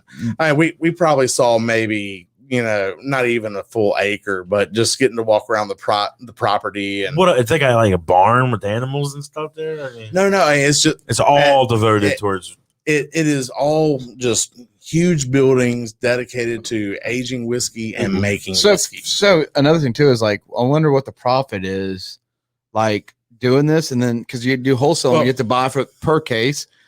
So let's look at it this way. Because I mean, if you're talking about product versus raw, average oak barrel that's getting made, I don't even want to guess how much they are, because I've heard anything from 500 a barrel to 5,000 a barrel. All depends on what you're getting made, how it's being done. But you're talking, corn, rye, wheat, barley, water, and yeast. That's what your whiskey is. Yeah. It's cheap. Multiplied by time. They're all in a sauna. So let's see. That's something I could bring up. Buffalo Trace. Buffalo Trace is about, I'd say, $250 a case for 12 bottles. It probably costs them to make, including glass, the whole nine. It probably costs about maybe 120 tops to make one case, and they're charging $250 for it. That's $12 a bottle, or excuse me, $10 a bottle. Because the whole thing so is there's good markup, is what you're saying. Glass really and everything, good. right? So we need to come up with our idea. Go to Shark Tank. And then I think Shark Tank. Right now, I just want to do a seltzer. I just want to do a seltzer. Well, like, you do. Go into, when you go to a restaurant, your bet what a restaurant makes the absolute most money on, most people don't think of. They make the most money on soda. Mm-hmm. To buy that bag of $2 syrup plus the charged water, they're charging $2. They're paying I think it's 15 cents. Dude, he's 100%. His mind's 100%. It's correct. Like, so you get a buffet. Like, they don't make money on the buffet. They make it on the drink. Right. Yeah, it's because food cost is relatively low. I've been to spots before. Very impressive. And so you're taking something like a 53-gallon barrel of whiskey that's average, average filled to across the brim. They typically only fill it at 52. Weird thing, because you're going to have evaporation. You don't want it to spill. Well, there's going to be spillage. You get taxed on how heavy the barrel is. Mm. So alcohol is lighter than water. if you want to get into the science part of it. So when the tax man would show up to the distillery to get the tax for the government, they age a barrel full 53 gallons of water. Then they age that same barrel full 53 gallons of whiskey. So you mean to tell me there's somebody's job that just goes around from distillery to distillery weighing barrels, saying, okay, now this is how much you owe the government, also how much this Absolutely. weighs. Absolutely. Are you being serious right now? Oh yeah, it's someone that works for the IRS or the ATF, Alcohol, Tobacco, and Firearm, whoever. That their whole job is to go around and tax distilleries on the product that they are distilling, making. Wow, the whole nine. I never knew that. We're learning something new. And a lot of people don't know this too. The shape of a barrel of whiskey has nothing to do with imparting flavor. It just has to do with how well it can roll around and mobility to be put on the racks, move down off the racks, to roll around on the floor. That's my next question. Okay, as they're aging, do they actually rotate them or turn them? Or? Well, so Maker's Mark does. There Maker's Mark actually. What, they have a 2 floor or two? No, 2 seven, 3? no, they do a set. Maker's Mark. I'll need one in here. 7. I'm another good right minute, now. but I'm Thank you, good for though. now. Seven stories. So they are Maker's Mark is one of the only distilleries that actually rotates their barrels one time. They hand rotate. No, it's multiple times. Is it multiple times? I'm sorry. So I'm that's sorry. one of the places I just got to tour. So it's really super fresh. So they noticed that again with a distillery, with a rick house, the very top level is the hottest. So it's going to have the fastest aging. Very bottom level is going to be the coolest. So the slowest aging. And then that middle is the sweet spot. So Maker's Mark, every barrel of whiskey they make is exactly the same. They instantly take it up to the top floor of the rick house, and it's up there for at least a year to 2 years. Down. And then they start rotating, and their levels of rotating is, after it goes the first 2 years, then they'll drop it down 1 floor, then they'll drop it down 2 floors because that middle is the sweet spot. So they don't want it. They want it to end in the sweet spot. They don't want it to go there after 3 Okay, years. that's smart. So, but they're the only one that does it, right?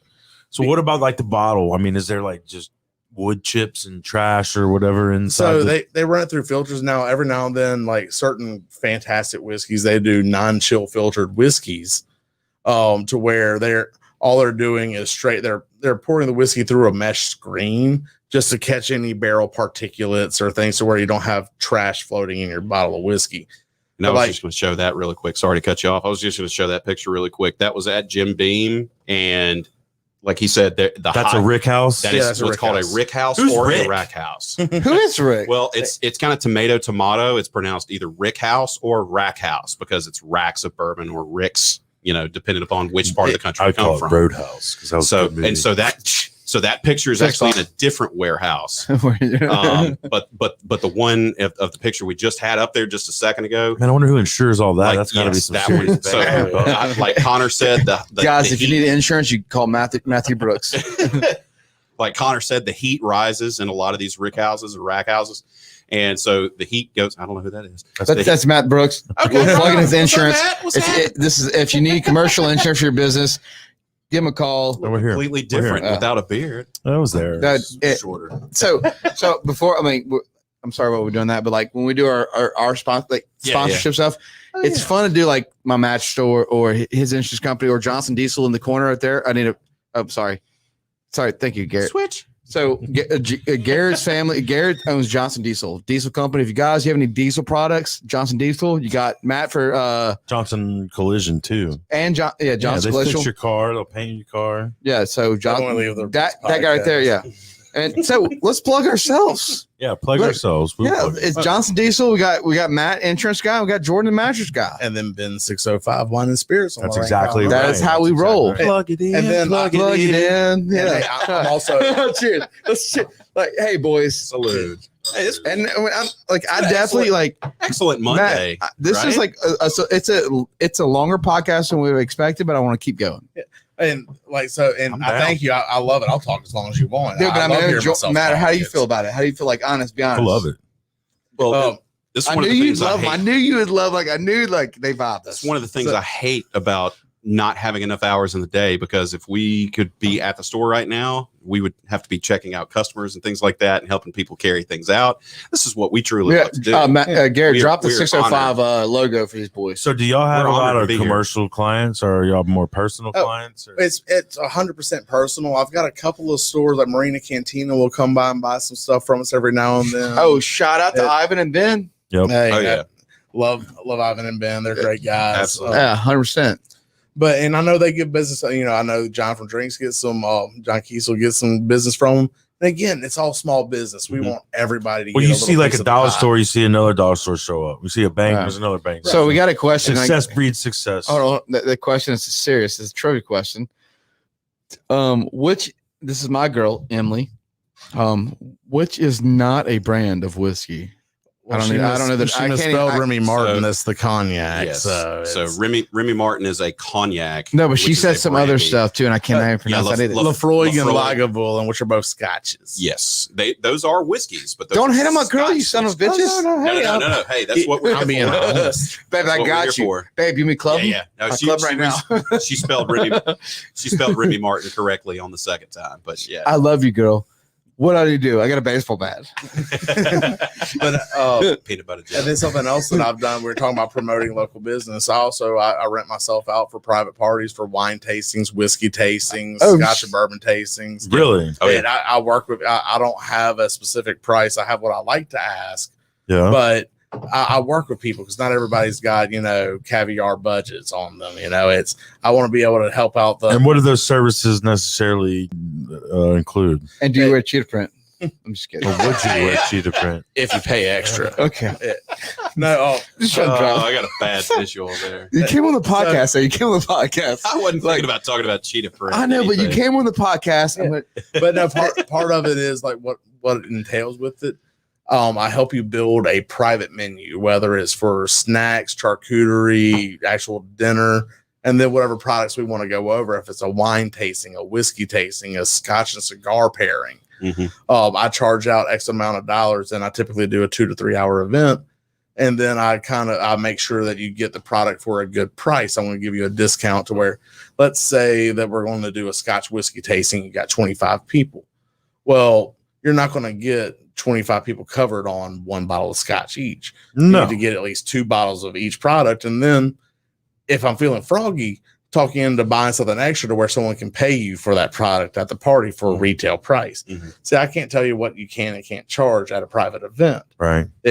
It's what you want to do, but I like to sit down and it's like, hey, help you build a little menu, have some friends over. It's great for little parties and stuff to where I'll eat a little private bourbon or whiskey tasting or a wine tasting, and Yeah, no, it's genius, dude. we'll go That's over absolutely regions, genius. history of and I'll do my due diligence and my research to make have sure to. I'm getting Gotta be everything fact right. based. Oh, this guy's great. He Yeah. has people that come in that says, "Hey, I'm planning a wedding in 4 or 5 months," and I'll he's get you immediately covered. like, "How many people are coming? Do they usually like red? Do they usually like white? But- Okay, we'll have a mix of both." There's formulas that you can use. See, like I was saying earlier, you got to be an asset. right? That's you being an asset right there. And so again, it's all stuff I love. I love leading somebody to a product that they've never had before that they like or could turn into your new favorite pastime. I know a lot of guys that collect whiskey, and about collecting whiskey, it's not about just having stuff that other people don't. It's having what you like. And whiskey is telling a story. It's sharing a and memory. also, you like drinking It's- it too. Oh, I mean, shit, absolutely. I don't have like the biggest collection. I just like drinking the damn whiskey. You don't have to have a big collection. You have to have what you like. All right, Yeah. Emily wants to know what the word whiskey means. Water of life. Yeah, so it actually goes back to an old Gaelic word that's pronounced Ishke Baha, and that's where the root word of whiskey comes from. Ishka, whiskey. Are you Ishke Baha. BSing me right now? No, he's Absolutely he's not. he's like he's researching the history of whiskey. I have Hashtag trivia. Cheers! night. Let's cheers for Yeah, yeah. I have- come on, this is a cheers. Ishka I'm what? probably- look, well, That was like one of those Ah, Matthew moments. dude, What is it? Ishka what? that's dope. Ishke Baha. Ishke Baha. B-A-H-A. But so no, I mean, it takes so little Babe, to you're BS trolling somebody, everybody. but like I said, it's you tell somebody what you learned and you're passionate Oh, about absolutely. it. It's amazing to help folks understand. Oh, But yeah, it goes back to the old Anglo-Saxon era when Dude, that term came around. I'm impressed whiskey. that like damn man. But yeah, Ishkabaha in old Gaelic words, in old Gaelic translation means water of life. That's what whiskey means essentially. I've got a little tattoo, one of the few custom tattoos I have besides Flash. I have my tattoo artist in Jackson, Courtney Weiss. Shout out, Misha Courtney. She actually married our karaoke guy that we used to follow. Yeah, Matt Collette. But she designed a tattoo for me, and it comes from a Scotch poet that loved to drink Scotch. And it's simple. It's a simple quote: "Whiskey is liquid sunshine," and it can be. That's how I feel about it. It's true. like it's happiness in a glass. So we do have, when you brought up karaoke, we have every Thursday. Let's drop the karaoke. Let's plug it. Yeah, let's plug it. The $10,000. Y'all need to come Thursday. It's going to happen now. I want to make it. We're all three were there. I'm scared I might win every week. $10,000. Yeah, no, I want to win that $10,000. Then you can't. But I'm saying like, What song is your go-to karaoke song? Say It Ain't So for me, Weezer. Oh, I'm all over the place. I mean, I could do some Pearl Jam. I mean, honestly, I'm all over the place. Johnny Cash. but I'm saying like on a serious note, like it's I'm a serious down. event, and It's a good event. It's for a good cause. we haven't Yeah. judged because we go. I mean, I was like, we're gonna go live. So you watch, like, we're going live stream it. Yeah. I told him, John, I said, so me and John started the Pink Dress Run, like our nonprofit. That's awesome. 2 co-founders. And when we started doing this thing, and then John's like, I was like, man, I want karaoke. And he's a karaoke buff. Like John, when me and John go out, you're like, dude, where's the karaoke bar? He didn't care if it was a Reno's. He didn't care where it was at. See, I haven't Bring me found a a good karaoke karaoke bar since I've been down here. So maybe Cannery's got it, man. They just built this new stage. You really called the enjoyed it. Pepsi You stage. enjoyed it. You enjoyed I it. enjoyed got- people watching. They've got which I always do enjoy that. They've apparently got the cure for all that ails me. Yeah, So- that was- karaoke So when we wise. did one of our like donation of money, you know, it was kind of cool. Like I was pressing John because like John's like, hey man, we're going out. Like, give me a mic. Let me sing. And that was always really dope. You know, like that he had that kind of passion. But like when we did so would y'all sing a duet? what? Yeah. Well, Probably. And if you did, would it be Strawberry Wine? Because me and No. Garrett's dad actually did that one time. did No, y'all really? It'd probably be Did y'all really? You Remember the probably old did. one? You Was it probably Tom- did. was it closing time. Semisonic? Are you gonna really do something? No, don't ruin yourself. Well, no. The bar that we used to sing at a lot. That was a closing song. Closing time. The first. So no, I was thinking I would walk 500 miles. Oh, that's a good one. Proclaimer. Yeah, yeah. I would raising Arizona. What? No, raising Arizona. Raising with Canes. No, raising Arizona. Nicolas Cage, the movie. Uh-huh. One of my favorite Coen Brothers movies. Absolutely love This Raising man's a Arizona. movie buff. So he I knows. used to be. So like that reminds me. You can't used to be a movie buff. You always. I felt I've fallen off. I really have. on the new stuff, but you I've still like. fallen off. Hey, the old old classics. I was If actually you don't think we're One of not my- drinking bourbons, we're not shitty. You're wrong. I'm, no, one of shitty. my I'm wine a big reps. Lebowski. That's one Oh, of the mine. dude Yeah, that's will why I play my always favorite. abide. Always. Never seen. Wow. I mean, on your I Never used seen to it. get upset What? when people would Never. tell me You've they never didn't seen see Think About It. iconic You can't. movies. No, I have a few movies. I remember But- going to my first myself. widespread. When they're so Panic high, show, when people hype and they them were so like- much, I Everybody keep was them like, myself. "This is your first show," and I'm like, I'm "How gonna dare you make me feel like no, little that because and they- Breaking Bad. Well, whenever somebody tells me No, but something no, like but I've I'm never saying, seen like, the I Big keep Lebowski certain or things I that don't when I get like older, this I'm or I'm not a watch. Saints fan. I I'm can tell you, serious. not everybody. I have has a good collection. taste. It's yeah, really yeah, bad. yeah. That's what you said earlier. You guys want Chris to tell us is what y'all really talking bad. about? I'm Yeah. sorry. What's that? What are y'all talking about over there? So I have never seen the Big Lebowski. Yeah, That's what He I was just doesn't- saying. Like, are you kidding me? He doesn't know about the rug that ties the room together. It tied it so together so well. No, but I want to keep it for myself. Like I have these movies and TV shows that I actually save. I have the movie. When are you gonna pull the trigger on? yeah. I feel like that's one of the ones that you don't appreciate till like the 10th time you've seen it, and you Well, just get better and better. every Well, time. if you want to appreciate the Big Lebowski, you got to start it with a White Russian in your hand. And So I'll do it. So like Green Hey, Street, I'd like to do Green this with Street. you. Have you ever seen Green Street Hooligans? Green Street Uh-uh. Hooligans, yeah, I've seen it. I have not. I haven't. So then you know. Yeah, there we go. It's, So Green Street Hooligans. Elijah Woods. It's It's a You get that No, ice. yeah, hell yeah. So it's Elijah Wood. That you're good. Elijah Wood though, it's like he's like a hooligan, and like The this right streets are after green. like Lord of the Rings bullshit. But and it's like very dramatic. It's like Boondock Saints better. 10 times. Okay. Like so watch it. Like I enjoyed Boondock Saints. It's way better. It's way better. Yeah. Well, guys, look, we're coming up on an hour and a half, or a little Oh, over no. an hour and a half. Are we gonna stay? Are we If you have gonna any leave? questions for us? Let us know. Yeah. Here's your cube. I think if you got any more questions No, about we're gonna alcohol, keep going. I want to whiskey, keep going for a little booze, bit. that's fine. Hey, but I'm just trying to down. get some questions in here. Are you Y'all- good? Shoot I'm away. always good. Shoot away. Hey, this So you've never seen Green Screen Hooligans? no, I haven't. No. I'm so mad. Garrett, can you pull up Green Screen Hooligans, the movie? We're not gonna watch it right now on live. No, are but we? show people like I'm not cool with that. I am not cool with that. no, but show His like dog has the to banner. go to the bathroom at some point. Gonna go let him out. Oh, really? I got a. He's good. It's not. We're not on a time schedule here. Don't listen to this guy. Show Garrett. I was trying to do that. So Green Screen Hooligans is a great one of the Five. great movies you'll ever watch. And it was like he like literally. This is I will say Elijah Wood. This is his movie. He owned that movie. But I want you to definitely like. Garrett, you gotta share with the screen. Hadn't heard of it. It's that movie, apparently.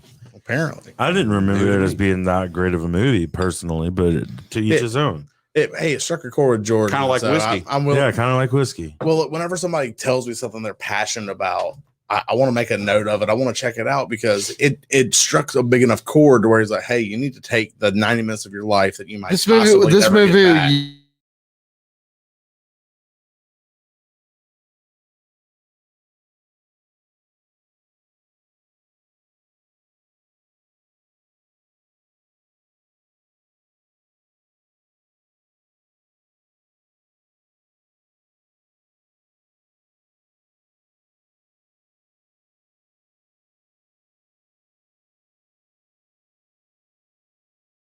I know.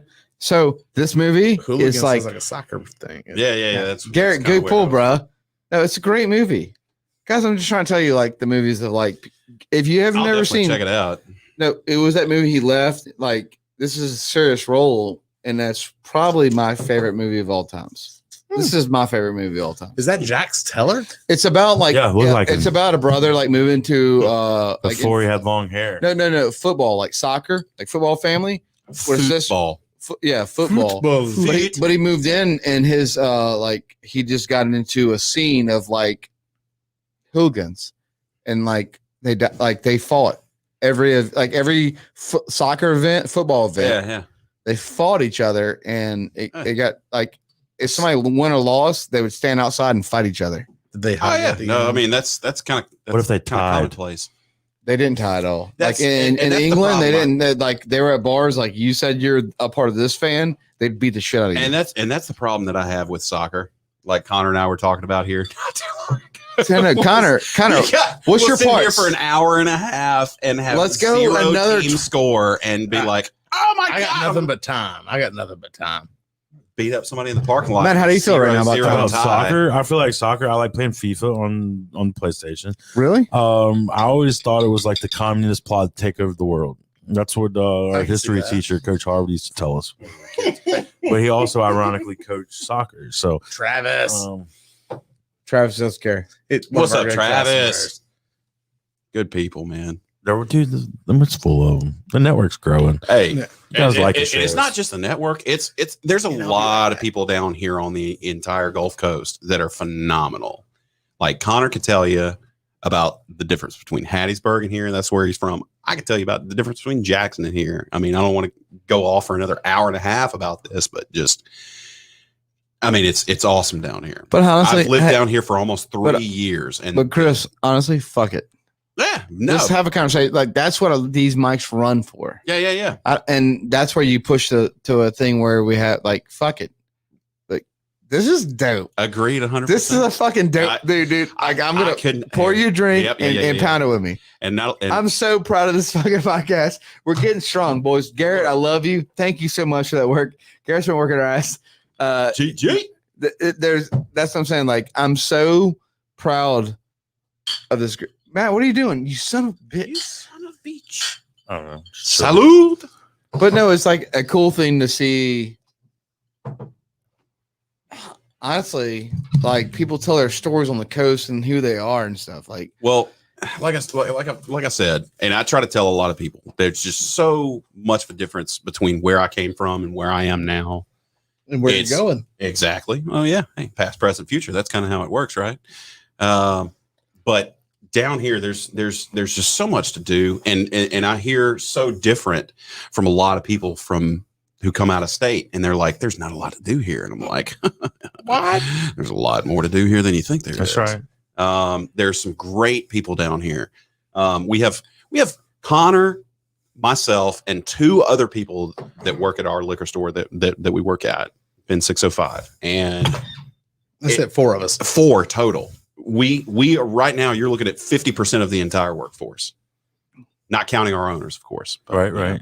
But just Shout out TMB. yeah.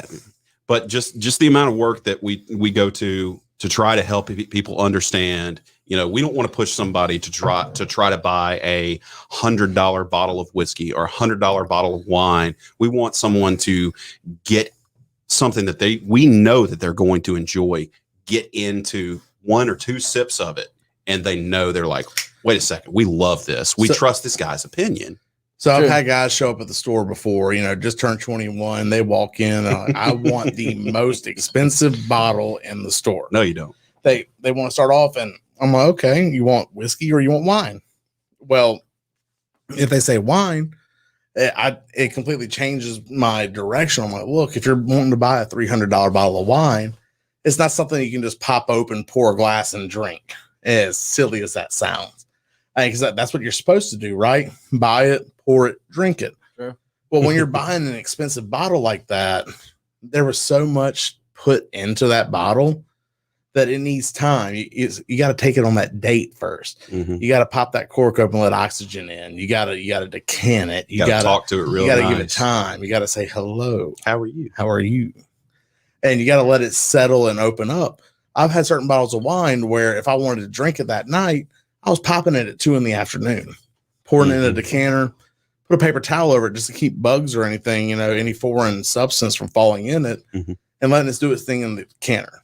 The decanter gives it more open area to open up to where, because the most tragic thing when it comes to wine is the last glass, the last sip is always going to be the best, because it's had more time to sit with that alcohol, with that oxygen, and break down and really come into its own. Well, I've certainly got a new line of respect for what you guys do and what you guys bring to the table. Like a tip to my hat to y'all. So look, this guy's light years ahead of me. This guy's been in this business for many years, and just to be able to carry his coattails if I need to, you know what I mean? Well, every I guess Jedi Master was once a Padawan, right? Right. And the other thing is, in this business, everybody has their own special set of skills, to where I know with him, I can trust him to suggest a good vodka recommendation, and he's growing in bourbon.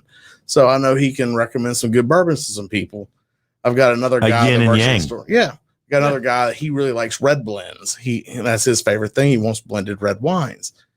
So that's what he's good at. I know I can trust him. But when it comes down to it, I just jack of all trades, master of none. When it comes to wine, you never know. And same thing with spirits, with whiskey, anything. You never know what one person's going to want versus another. But one of my favorite questions to ask people is, do you drink coffee? I can learn a lot about you with how you drink your coffee. So with that being said, like if I was to say, hey, how do you drink your coffee, Jordan? Honestly, black.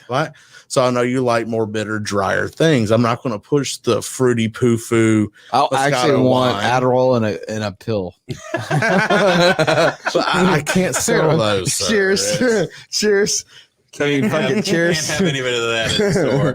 Fuck it. I mean, I want Adderall in a cup of coffee. But when it comes down to it saying something, that means I would lead you to Cabernets. I would lead you to. If you like Adderall, you like Cabernets. Oh no, black coffee. Cheers again. Another cheers.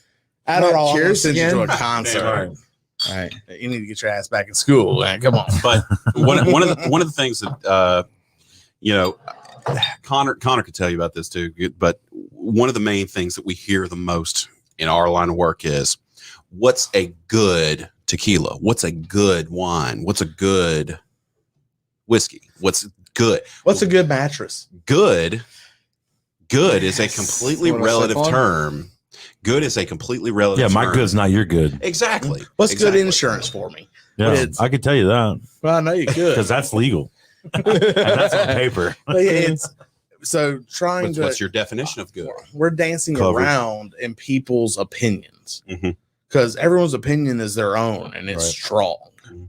It's your favorite. This might be my most hated. Absolutely. So I've got Sure. to take my ego We're all- 100%. not everybody out of likes this. Green Yeah. Street hooligans. Yeah, exactly. I'm sorry.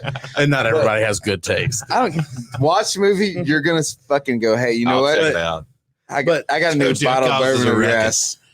But it's that whole thing of, you know, I want to lead you. That's why I joked around at the beginning of the show and like call us your spirit guides. Yeah. It's I want to lead you to what's going to make you happy. Mhm. And I mean, unfortunately, I want to bat 1,000. Absolutely. I really do. Did you bet 1,000 right now because your personality is dope? Well, I appreciate that. I really do. You're Well, dope, dude. hey, You're We're a honored dope to be dude. Hey, here, man. cheers to that. Thank y'all so Hey, much for man. having us. Y'all here. Y'all guys need to This come is- back again. Would y'all come back and do this? Hell yeah. Oh, we're definitely going to set up a part Yes. two. This is That's a the show. job of A it. show is built on Wait. people telling their stories. We've barely scratched the surface. That's our show. That's how we started. Like you just tell your story. Like you're part one. Well, this is awesome. I mean, we're honored to be here. We know that you guys take care of, you know, like to highlight a lot of the local people down And here. you guys fit right into that? I mean, criteria. we appreciate you guys. No, we like passion. You know, we like people that inspire. You said you try to inspire people. You wanna- Absolutely. if they'll take it. Like you Right. said, you can lead a horse to water, but you can't make it drink. That's right. I love it, bro. And so I mean, it's not, like I'm telling you right now. Like this show, it's just getting started. I know, this is Absolutely. Yeah, Jordan, you heard it like here so first. much fun. I mean, I couldn't have thought of a better way to spend a Monday night. Yeah, man, no doubt. So, All right, y'all still looking at the absolutely. camera. Tell everybody where y'all are at. The liquor store. Where's it at? Yeah, where We're they can find you. Ben 605 on Cowan Lorraine Road, exit 38 off of I-10. We're right before you get to the beach. About 2,500 retails or 2,500 square feet right now. We're getting ready to move into our 5,000 square foot store before the end of the year. Oh wow! 1423 Magnolia Street will be be the our new new store. location. So I got big things coming. Then. Oh yeah, no big. doubt. We're Like, ready. One of the cool things for the new store that we've got lined up. So right now, we're waiting on 5 barrels of whiskey to get delivered to the store. Mhm. And that's not a lot in the grand scheme of things. It is for us. That's But, like- 53 gallons per barrel. Correct. I learned some Well, things. that's at the beginning of the Yeah, aging process. Yeah, because I mean, so- the angel share it starts evaporating. 52. They normally put about 52 but- in there. But Well, after a while, I learned a it lot from of a it. guy. yeah, so we've got a lot of single barrel projects, and the cool thing about single barrels of whiskey is they're all super unique. You will never taste one identically the same as another. Mhm. It's why stores like Mazzano's and John at Drinks, Jamie Ferris at Lincoln Road in Hattiesburg, he kind of set the bar for single barrel bourbons in Mississippi. But everybody wants to get in these barrel programs because you're buying a unique product. And so when we opened the new store, we got to do a really cool thing with Maker's Mark and do a create your own bourbon, essentially. Oh, fun. They set us down with 5 different barrel staves of concentrated whiskey from different barrels. And we got to go through and blend them using graduated cylinder. I mean, got Don't scientific you- as shit. Yeah, yeah. No, it's Yeah, really like cool. Bill Nye. Goggles? You Did went you wear Bill, goggles? you went We Bill should Nye on this. Dude, Wasn't And that so flammable? People blind themselves from making whiskey back in the day. I learned that too tonight. So we went through this whole process and made a custom. We got to select 10 barrel staves for them, which a 10 barrel pieces of wood. stave is the wood is what makes up the barrel. That's a barrel stave. So You they're take taking apart 10 of these, they're putting them on a ring and suspending it in a barrel of whiskey, putting the top back on it and letting it sit with those extra 10 staves for 9 Re-aging it. weeks. So just to get those extra oak influences on that whiskey. So we Mhm. created a custom whiskey just for our store. Wow. No bullshit. And Well, yeah, And the Maker's Mark rep said that there were over 1,001 different combinations that you could make. Really, you can do your own. Yeah. Oh, yeah. You don't want that deep? and if it sells really well, we can call Maker's Mark and say, hey, do that exact process make it again. Roll it back. Right. Or in the future, we could maybe bring y'all in and y'all do a sampling with us, and you help us create a That's what save I'm talking about. and have the crawfish and beer Ben 605 barrel. I mean, again, this is all stuff we can definitely work out for the future. Oh yeah, on part two. So I'll tell you right now, like, if you want a passion, like for me, our friendship. I remember our friendship together as kids. I remember at home ec, it was the tattoo kingpin's wife, Haggard, whatever. But I never had home ec. But Matthew, we introduced herself. We were probably 4th or 5th grade, and he just reached out to me as a friend, and it always took. And friendships go a long way. Yeah. He invited me to go to church with him. Real recognizes Jordan needed real. church back then. Yeah, was, No, but I'm saying, bond. But I'm It just was a saying, bond there's a bond with us that people don't know. There's a real bond where it's we're gonna go to our first church event with our parents. And now we're here 20 years later interviewing people. Having a good time. Probably. It's been so long. flies. We were Yeah, it really does. under 10. We were kids. And I will always say, bourbon's not passion. Bourbon was there a good bit of it. But this is a good show. But passion about being passionate. Absolutely. That's our motto. That's our mantra. The last thing I'll talk about from when I went to Buffalo Trace and talking to the great Freddie Johnson and everything he said. He's on Neat. Watch Neat. Okay.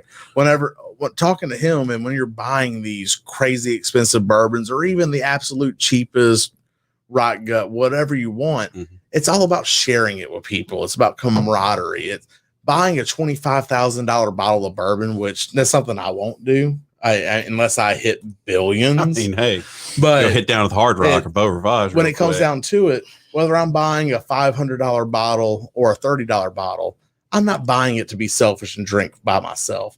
I'm buying it to share with. It's all about camaraderie. Exactly. Because Gary, you hear that? Gary, you hear that? This was a story. We had a $60 bottle of blends. Absolutely. Gary, we had a $60 bottle of blends. Right. So that I bought from you, Chris.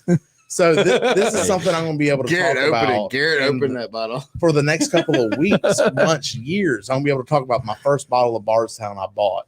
And we killed it on the podcast. I got to bring it on this awesome podcast. Thank you, man. Yeah, brother, appreciate and that. share it with Garrett, put your hand in. Having y'all over here. There's no doubt about it. Look, let's call it. Let's get y'all back on the show again. Absolutely. Anytime. This has been awesome. Yo, thanks for watching the Thank show. y'all so much. Hey, Yeah. Thanks for listening to me babble about whiskey. Hey, drop that 605 graphic, bro. Yeah. Y'all go see our boys. They're going to educate you. They're going to bring you up to knowledge. And this is a dope fucking podcast. And we just appreciate wait, y'all, man. Just wait till we get in the new space. We're ready gonna blow for that minds. new store. Coming soon. Connor and I are both used to working at a larger volume store. So when we get there to our new store, we're going to be in our element. We're going to be so ready to take care of the Mississippi Gulf Coast. You guys have no idea. All right. Y'all heard it then. Come see us soon. Cheers. I got the yellow so, it's okay. How many times did you sit back just relaxing? Understand movements coming in, yeah, we got the pack